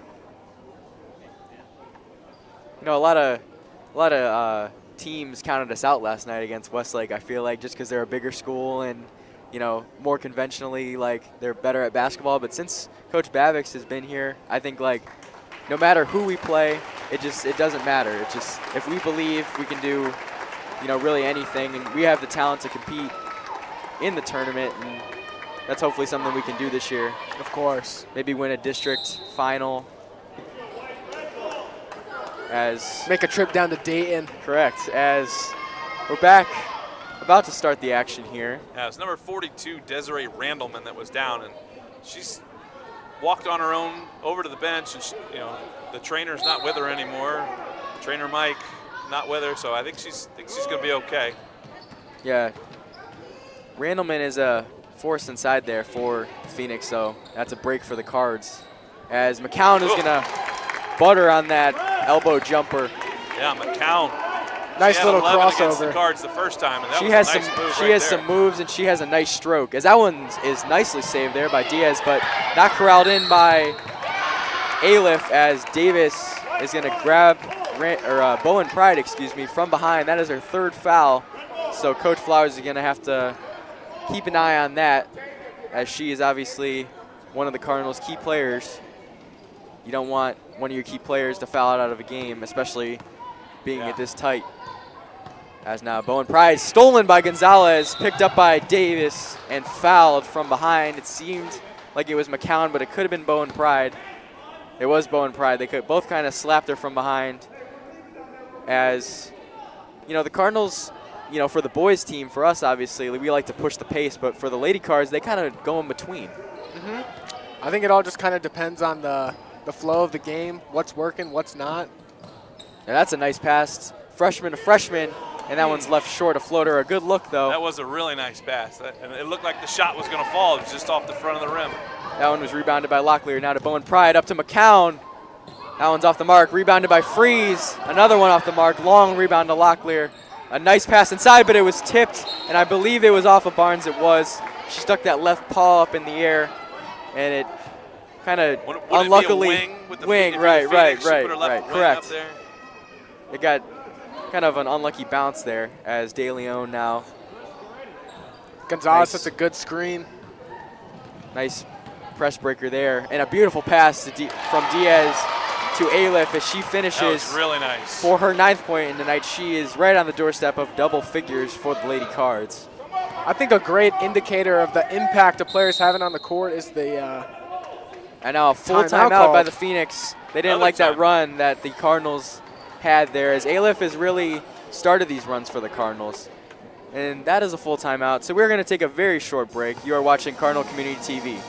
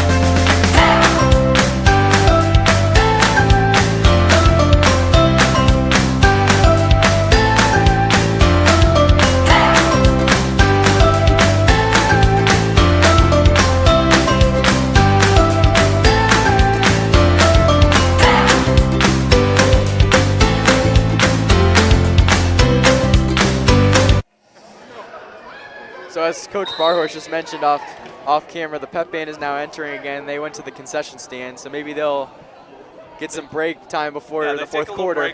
They play through the first part of halftime, Yeah. so it's, you know, time to hit the concession stand.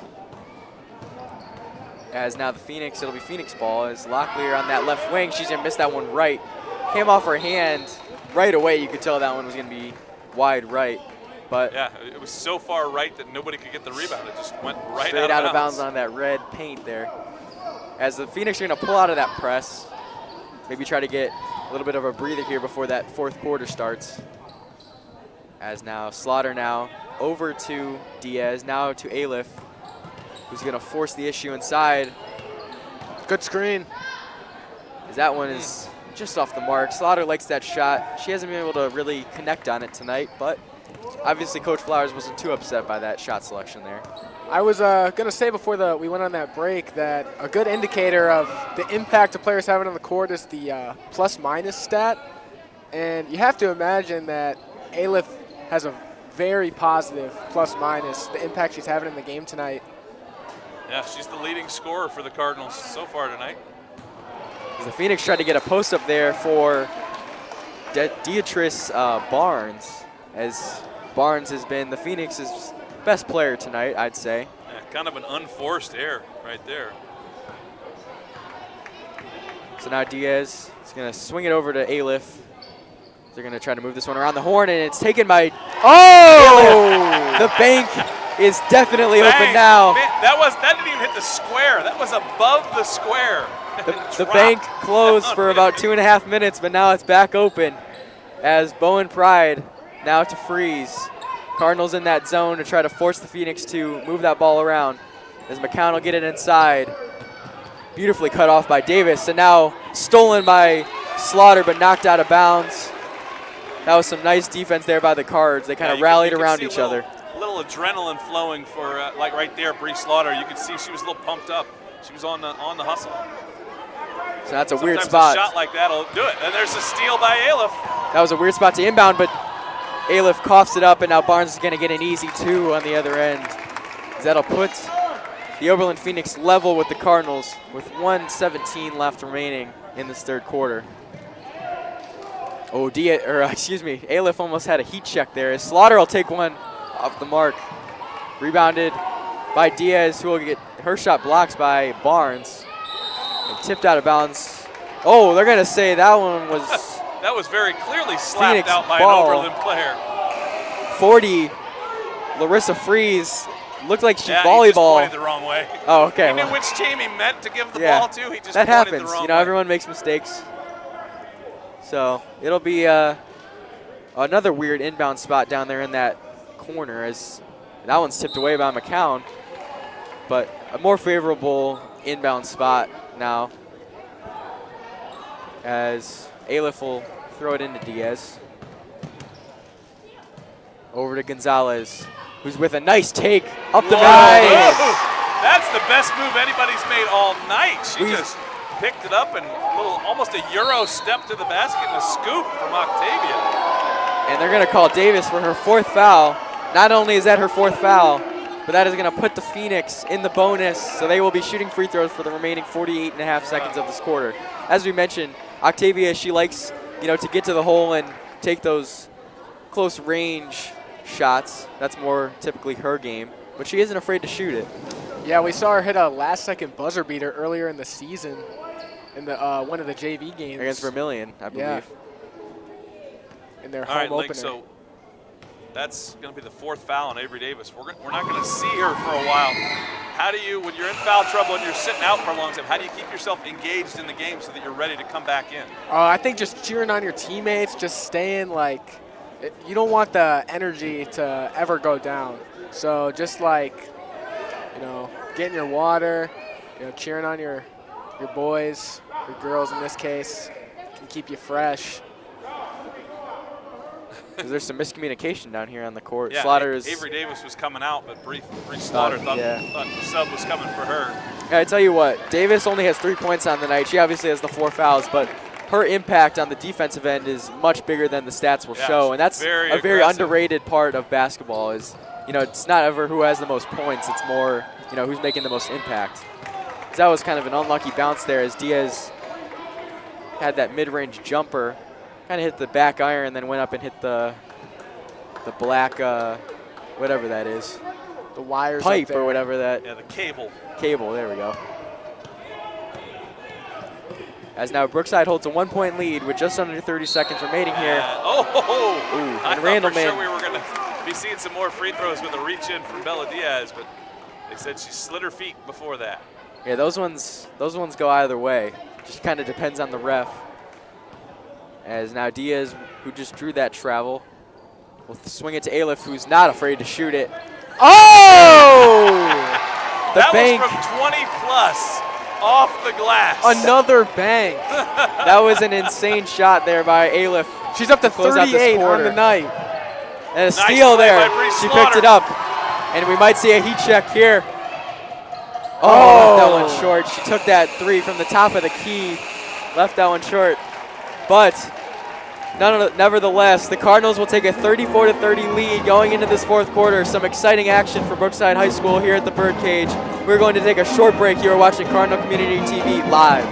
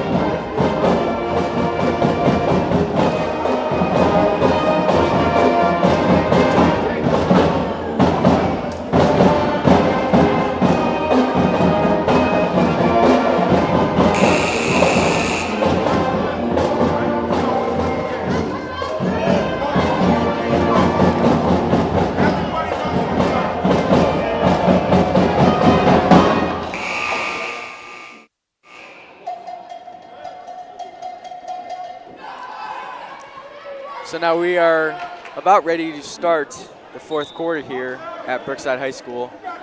De Leon, Aleph, Gonzalez, Slaughter, and Diaz will start it out in this key period for the Cardinals. Bowen Pride, McCown, Freeze, Rivera, and Randleman, who just returned from injury for the first time, are going to start it for the Phoenix. As now McCown is going to give it to Bowen Pride, who traveled, shuffled her feet. She did a little cha-cha slide there, right by the S on the logo there. As the Cardinals first force an early turnover, a game of runs, like we said, and the Cardinals are going to try to carry this momentum over in this quarter. And then, you know, that's huge for teams. You know, when you have that momentum, then the band's playing at the end of the quarter. That's huge for those players' egos and self-esteem.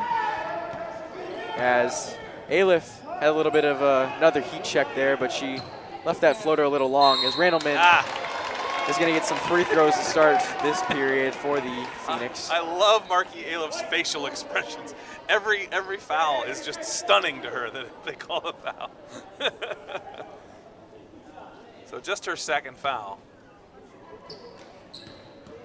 She's definitely a player that will be very exciting for Coach Flowers to work on over the next 3.5 years, we'll say 3 1/4 years. Well, you know, I don't know what you think, Coach Ferg, but if I was Coach Flowers, Marky Aleph's played her last JV basketball game. I know they need him down there because they don't have a ton of kids this year, but she's awfully valuable to this varsity. This could be another one. Look at this. Oh! Looked like that bank shot. Rebound. Looked like that bank shot was going to repeat itself once Maybe again, a missed foul. As McCown now will try to push it for the Phoenix. She's going to slow it down now. Looks like the Cardinals are in man-to-man. And that one's stolen by Aleph, but knocked away. And it's going to stay Phoenix ball. Ooh. Looks like she had a steal, but it kind of came off her hand weird. She wasn't able to corral that one before it went out of bounds. As it'll be Phoenix ball in that corner. It's kind of an awkward angle for the Phoenix. As Bowen Pride will just get it into Randleman, who is going to put one up. Backed Bree De Leon down and drew the foul. Yeah, that was a nice move, but the crowd wanted to travel. I didn't see a travel, but there was a lot of legs in the way there. As it looks like Avery Davis, who has 4 fouls, Coach Flowers has some confidence in her to not pick up her 5th with 7 minutes remaining. Rolling the dice. Yeah, it can be tough. It can be tough being in foul trouble coming back into the game because once you're 1 foul away from fouling out, you don't want to be too cautious because obviously you don't want to get scored on, but you also don't want to pick up that 5th foul. So. And obviously defense is the big part of Avery's game, being using that athleticism and pressure on the basketball. Yeah, she's aggressive, and there was a quarterback pass there from Aleph. She was the quarterback in the homecoming Powder Puff game. Yep. And she's got a she cannon. was trying to She show threw a off that couple of arm long there. balls in the JV game. She's a softball pitcher, I believe. And she's a shot putter for the track squad. Track, last year she was one of the best in the middle school in shot and disc. So I'm sure you're looking forward to that, getting added to your squad this year. Yeah, it's going to be, every spring is fun. But we got, you know, when you have 2 returning state qualifiers, that makes the season, you know, the anticipation that much higher. Both are in the gym tonight. One's in the booth and the other is in the second row over there as Diaz travels there. But it'll be Phoenix ball. Of course, Link, you know what we need? We need another distance runner on the boys' squad. You know anybody that we could recruit out to the boys' team to run some distance? I think that Adkins kid could give us a good little piece, but just depends if he's feeling it, really. As Randleman will swing that one up and in. Gets it to roll. As that ends the Cardinals scoring run here. As it looks like Maya Menko is going to check into the table as is Barnes for the Phoenix. Yeah, I was going to say it looks like Randleman sort of filling the gap that Barnes left when she subbed out. That post presence. When both of them are in there at the same time, it's very intimidating for the Cardinals, I'm sure, to drive in there because they're both humongous. Barnes and they're just so intimidating. They look like they can block any shot that you take. They both have multiple blocks tonight, even on the perimeter, as Aliff will inbound this one for the Cardinals. That one was tipped, but Slaughter crowds it in as she's going to put that triple up off the mark. She likes that 3-ball and those long 2s. Good hustle by Avery Davis. As Slaughter's both teams playing hard, hustling after that ball was loose. 4 or 5 different kids had a shot at it. Slaughter's usually one of, if not the leading scorer for the Cardinals, but tonight she hasn't been able to find, you know, her shot, but she's been hustling around and playing good defense, so that's obviously why she's still in the game. As Aliff is gonna run back to get this one over to Slaughter. He's gonna give it to Diaz, who's gonna try to attack, but now cut back to her left hand. That one was blocked, but it is a foul. She must have got hit on the arm as she went up. Looks like that was on number 14 for the Lady Phoenix. Yeah, I actually thought that was on Barnes, but they called it on. Of course, Barnes doesn't have any fouls. That's an impressive stat. Yeah. For how many shots she blocked, you'd expect her to have 1 or 2 at least. At least 1 or 2 times where she gets called for the foul. Yeah, she's been a force down there tonight. Maybe like 3 or 4 blocks, a ton of rebounds, and obviously she's in double digits too. Yeah, 13 points. As Diaz misses both, she's not been herself at the line tonight. Good job by Menko. Menko, hustle play to get that jump ball. It'll be Phoenix ball. So the arrow switch. Yep, we got some issues here on the court. Gotta have a sub here. As Randleman will check out of the game. She's the leading scorer for the Phoenix, so this is a break for the Lady Cards as they can try to increase this lead as they lead 34-32 in this 4th quarter, 5:50 to play. Bowen Pride will inbound it to McCown, back to Bowen Pride. She kind of fumbled that one. She's going to get it to McCown, who has no pressure on her at the second. Missed opportunity there. Bree Slaughter putting on all kinds of pressure on the ball. Oh, clean block by Davis. Another jump. This one should be the Cardinals. Yeah, Bree Slaughter's putting great intense pressure, and she's got a teammate just sitting back here watching it at half court. Could have had an easy steal. Need all 5 playing at the same level. So Menko will inbound it to Diaz, who's going to cross the Big B logo at Brookside High School. And now Slaughter, that long 3, just off the mark. She just hasn't been herself tonight. As now Freezy's going to keep that one alive, but stolen by Slaughter. There's that hustle play we were talking about. And that one should be Cardinal ball, and it is. Cardinals will retain possession as Slaughter got that missed shot back with that hustle play to steal that one. She's been missing some shots tonight, but she's definitely making up for it on the defensive end. Getting a lot of deflections, stalling the Phoenix offense. As they're going to run a little crisscross pattern there to get Slaughter the ball. She's going to get to Davis. That long two, that one was a little flat coming off her Yeah, hand. it looked like she rushed it a little bit there. Aliff, another steal. She's going to find Manko. Over to Diaz, who's been quiet since that first quarter, but she's going to be fouled. Her aggression has caused the Phoenix to foul her a lot in this game. She's been to the line a lot. She won't get to the line this time. We're not in the bonus, and that was not a shooting foul. But Candace Locklear picks up her second of the game, number 14 You for know, the if that Phoenix. wasn't a shooting foul, what exactly was Bella Diaz doing? She's facing the rim. She's in the air. The ball's going up. That feels like a shot to me. Oh, Aliff wanted another one right there. Yeah, she lined that baby up. It's Slaughter now, and she just, again, hasn't been able to find the bottom of the net tonight. Oh, and Bowen Pride definitely just traveled. The play continues on. The crowd is going nuts on that one. Locklear stolen away by Manko, but recovered by Freeze, but she was out of bounds when she picked that ball up. As Gonzalez will check in for Slaughter. Maybe get her a breather before this final stretch of the quarter. Yeah, Not a word out of Coach. Coach. Free, a quick breather here for get ready for the stretch run. The last 2-3 minutes of this one.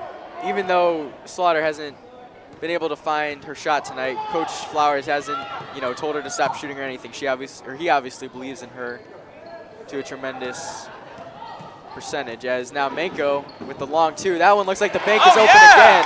Bottoms. Maya Manko. All right. Right wing, that mid-range jumper gives the Cardinals a 2-possession lead, as now Bowen Pride with that strong left hand finds Randleman. That long two is no good, rebounded by Aliff, who's going to try to push the pace and beat the Phoenix up the floor. Now she is going to slow this one down to Diaz for three, off the mark. That would have been a shot that would have blew the roof off this place. Is now Bowen Pride now on the attack for the Phoenix, going to settle for an elbow jumper, doesn't get the bounce. And a foul on Avery Davis. That's it for Avery Davis, I think. As that is her fifth. Waiting for confirmation. Number 1, Avery Davis. So now Locklear will check in for Freeze for the Phoenix. Now Coach Richie Flowers is trying to look for someone to check in. She played a little over 3 minutes with that fourth foul, but she's going to pick up the fifth there. So Bree Slaughter's going to have to come back in. Probably sooner than what Coach was intending to bring her back. She got that 50-second, I'd say, break there. Catch her breath, get some fluid in her. Right. So Pick now, your feet up off the ground, take a sip of water, correct. Back you go. So now you guys sub a lot with the boys teams. I know Coach sometimes even does 5 subs at a time. So yeah. You just got to get used to that, right? Is that something you have to just adjust to, that you're going to play a couple minutes, sit a minute, play a couple minutes? For sure. Definitely that's something we always work on in practice, pushing the tempo, 5 in, 5 out. Yeah. Plus, it encourages you to play as hard as you can, because you don't have to pace yourself. You're gonna get a break here real quick. Of course, that gives a lot of your guys opportunities to get in the game and get shots up. Yeah, and that always gradually wears down, the opponent. Yeah. Because they're not subbing like we are, so those guys get worn down. Yeah, and you start to see it like late in the second quarter. The Cards will have a lead at halftime because they surge right before half, and then they'll make another surge in the fourth quarter. It looks like like on Bree Slaughter. Bree didn't think it was a good call at all. That's her third, but Bowen Pride. Bree, not the best at hiding her emotions. She's like that in soccer. I don't know how she is in track if she isn't performing to her best ability, but she obviously cares about the game of basketball and obviously her other sports as well. As Bowen Pride now is going to sink that first one to cut it to a 1-score game. Overcomes a loud crowd. Yeah, the crowd really showed out tonight for senior night. It's usually slim pickings, but tonight they showed out and they're loud and they want to win. As Bowen Pride misses that second one, maybe the pressure got to her. As now Diaz in a 1-on-2 scenario, long two, just off the mark, tipped away, now rebounded by Aliff. I think Aliff could be closing in on a double-double. Yeah. Now Aliff, that long three up to the ceiling, no good. That was a moonshot, but it almost went in, almost fell for her. It obviously works as she has, There are some gyms in Northeast Ohio where that would have hit the roof. Yeah. She has 15 that would have been points. a ceiling turnover right there. She has 15 points for the Cardinals tonight, the leading scorer in the whole game and for the Cardinals, obviously. As that was a turnover there by the Phoenix, as Manko will inbound this one for the Cardinals. As Aliff's got to come to that ball, but they're going to get fortunate as Gonzalez is going to have a nice pass to Diaz, who's going to get clobbered by Barnes. A hard foul, and she's a little slow to get up. Maybe her teammates should give her a second, because that was a forearm to the face. It was not a flagrant foul. It was not a dirty foul. No, not dirty at all. That's her first of the game, by the way. Barnes probably outweighs Bella Diaz by about 100 pounds. So that was a very physical situation. As Bella did went not up, stick the landing on that one. As Bella went up, I kind of held my breath, hoping she didn't get sucker punched in the face. But she's gonna head to the line for 2. And this is a hard spot when you get hard fouled like that and then have to go shoot free throws. I don't know if you've ever been in a situation like that, Lincoln, but yeah, no, it's definitely tough. You're always, sometimes you come down hard and then, you're gassed. Being in for a few minutes, you got to go up, shoot big time free throws in the fourth quarter. It can be stressful, but you got to push through, of course. All right, we need this one. Diaz hasn't been herself. Diaz hasn't been herself from the line tonight. There you go. She go. makes that one to get it a 2-score lead, up 4, 37-33, just under 3 minutes to play here from the birdcage. They also brought back in the senior De Leon during that free throw sequence. Yeah, and as we mentioned in the intro, she came back from a terrible knee injury, as Bowen Pride is going to get away with a push-off there, as the crowd wanted to push off an offensive foul, but she missed that three-pointer, as now Gonzalez is going to try to get to the rim, and she's going to be blocked very hard by McCown, who's fired up, clapping her teammates. That was Jared Allen-esque on that block. And now Coach Flowers wants a timeout, a full timeout, to try to corral in her girls here for the final push in the fourth quarter. We are live from the birdcage. We're going to take a short break. You are watching Cardinal Community TV.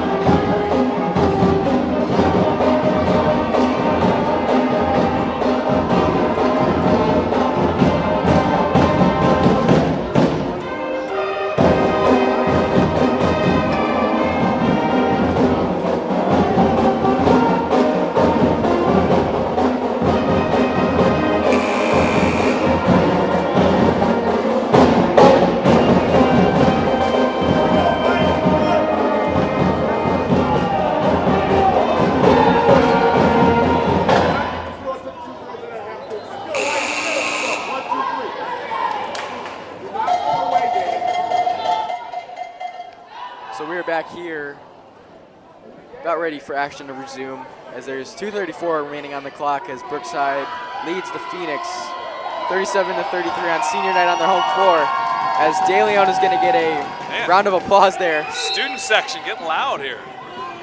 So Diaz is going to spin and try to come to the ball, but this is an awkward spot. She's got to come to it more, as Diaz now under the hoop. She kind of lost it, stolen away by 42 Randleman, corralled in by 34 Barnes. I think she may have been hit in the face again by Barnes, but they missed it.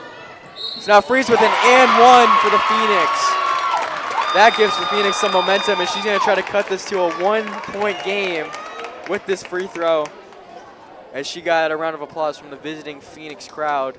Yeah, as many great plays as Marky Aliff has made tonight, that's one she'd probably like to fix. If you're going to foul so they don't get the shot up.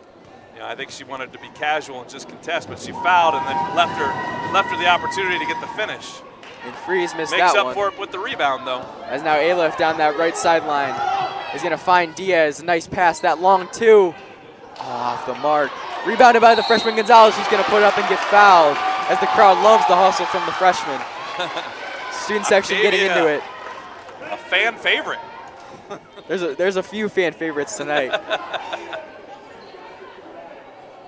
So Gonzalez will be heading to the line. She has 5 points on the night. She's obviously a freshman. She played in the JV game. This has got to feel good to get some points, but she misses that first one. Gotta imagine she's feeling pretty fatigued after playing a few quarters on JV. Played 3 of the 4 quarters of the JV, and played a lot in those quarters because our JV team's only 7 players right now. She sinks that second one. That's a big shot right there. Phoenix haven't been able to connect from the three-point line all night, so that's a big shot to make that more difficult on them, as now McCown is going to swing it over to Randleman. who's going to beat Mako up the right side. But she misses that one. Rebounded by Gonzalez. As now Gonzalez with the Euro. But blocked by McCown. A beautiful defensive play. And they got to be careful not to foul. They're going to call a jump ball there. You know, for as little as she is, Octavia Gonzalez gets a lot of rebounds. The arrow will go to the Phoenix. She has a very similar play style to Brandon Sharp. Likes to drive, gets a lot of rebounds with a small stature. And no stash. Yeah. All right, well, we're going to send them to the line here again. At least make them earn it. That'll be McCown, who has 6 points on the night for the Phoenix. Foul was on Gonzalez. Her second.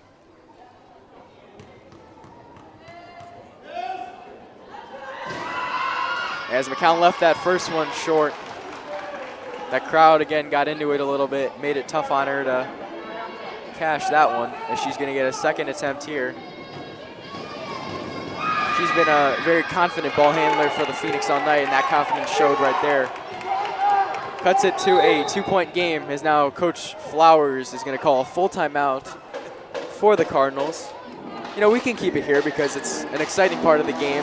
As a coach, calling that timeout, what are you telling your team, for the Cardinals that is, what are you telling your team to, you know, make sure you get the victory tonight? So right now, the big thing is you remind your players of the situation.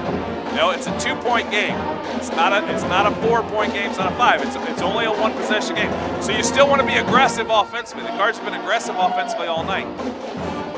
But the other thing is you got to understand we still have two timeouts. You get in trouble, don't force a pass. Don't give the other team an opportunity with a silly turnover when you could just as easily use one of those timeouts. That's what you save them for. You hold on to them for just this situation so you're ready. And then the other thing is don't foul. Yeah, you don't want to foul anybody. You don't want to give them easy stuff. The only way you foul is if they've got an uncontested layup, and then you got to make sure they don't finish. And you know, as a player yourself, Lincoln, you know, in these positions in close games, when the coach calls timeout and you sit down and get a breath for a second, what is going through your mind thinking about, you know, the remaining time on the clock? You really just got to make sure you're focused, locked in the zone, really listen to what your coach is telling you, because you don't want to just forget things while you're out there on the court, because that could be very costly with this much time left. So the Cardinals will try not to forget anything Coach Flowers just said. They got a full timeout, so that's a lot of information to take in. They're going to go 2 guard here as Gonzalez is going to try to take some time off the clock. Drawing them out. Now Diaz has got to be strong with that ball because McCown's very aggressive as a defender. She's a very good defender at that. Diaz picks up her dribble, puts herself in a bad spot, but she finds Aleph. He's going to take it in, and she's going to get a layup, and she's going to miss that one. That would look good. That could have iced the game, yeah, maybe. That would have been big. It looked like it was going, too. So now the freshman freeze for the Phoenix is going to find McCown, the general for the Phoenix, as the crowd is going to start clapping to try to intimidate the Phoenix. As Barnes finds Randleman inside for the 2, and she got fouled from behind. That would have been a crucial and 1 for the Phoenix. As Good pressure on the basketball up top, but wide open girl into the basket, you know. The student section and the Cardinal fans definitely didn't like that call, but it was pretty tedious. But you know, Yeah. in this scenario, that probably is a foul. Second foul on Bella Diaz. As Randleman banks in that first one to cut it to a 1-point game. As both teams are going to be in the bonus from now on in this 4th quarter.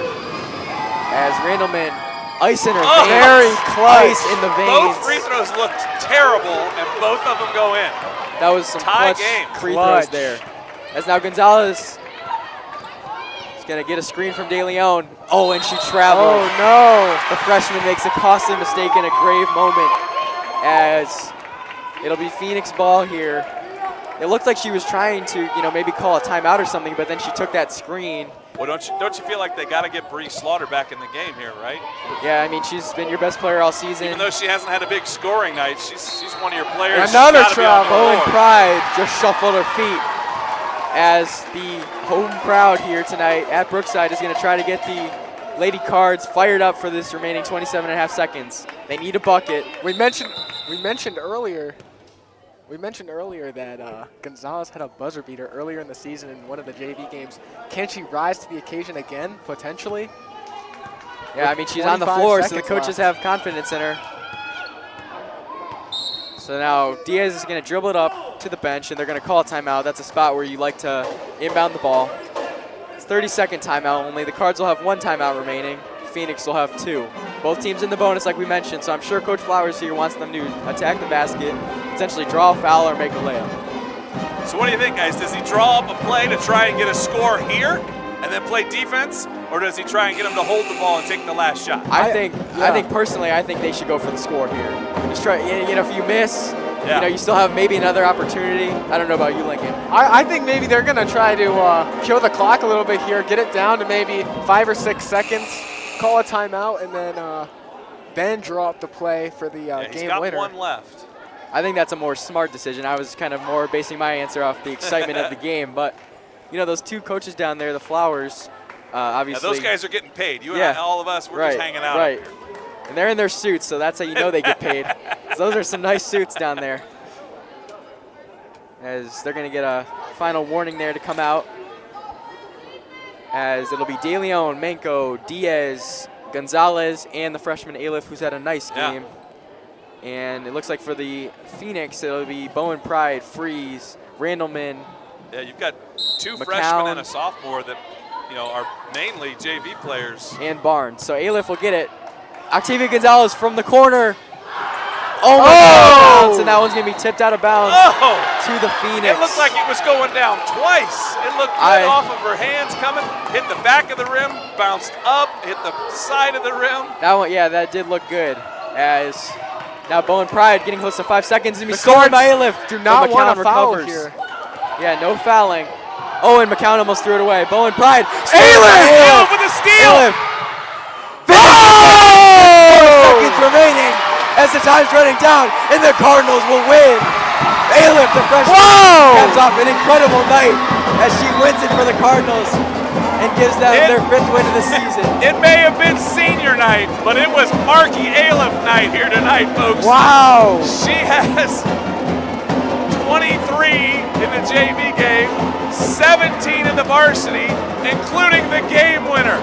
40 points on the night for Marky Alif. That was an incredible sequence of events there from both teams. Great effort by the Phoenix. Not going to undercut them at all. But the Cardinals played very hard tonight. They made outside shots. They attacked the rim. They got fouled. They did everything right, in my opinion. You know, besides the turnovers, maybe. But you know, I think as they're going to sing their alma mater, that was probably the best game that I've seen this year that they've played. The greatest they've played. Is now the fans are going to come down to watch them sing the alma mater or maybe join in. As an exciting win wraps up here at Brookside High School between the Phoenix and the Cardinals. Cardinals get their 3rd LCA win of the year, their 5th win of the season. As they're going to take some pictures for senior night. They got some signs down there. What a game. So that's going to conclude our exciting night here from the Birdcage at Brookside High School as the Cardinals win both the JV and varsity games. As they're going to celebrate on senior night. The band's going to tune in, so we'll get you out of here. Thanks for tuning in to Cardinal Community TV tonight. We hope you enjoyed the broadcast, and the next event we'll be doing is Brookside High School boys JV and varsity basketball on February 16th versus Black River. That will be senior night. We hope to have you join us. This is Noah Adkins and my partners, Lincoln Barnhart, Brad Barhorst. Have a great night, Cardinal Country.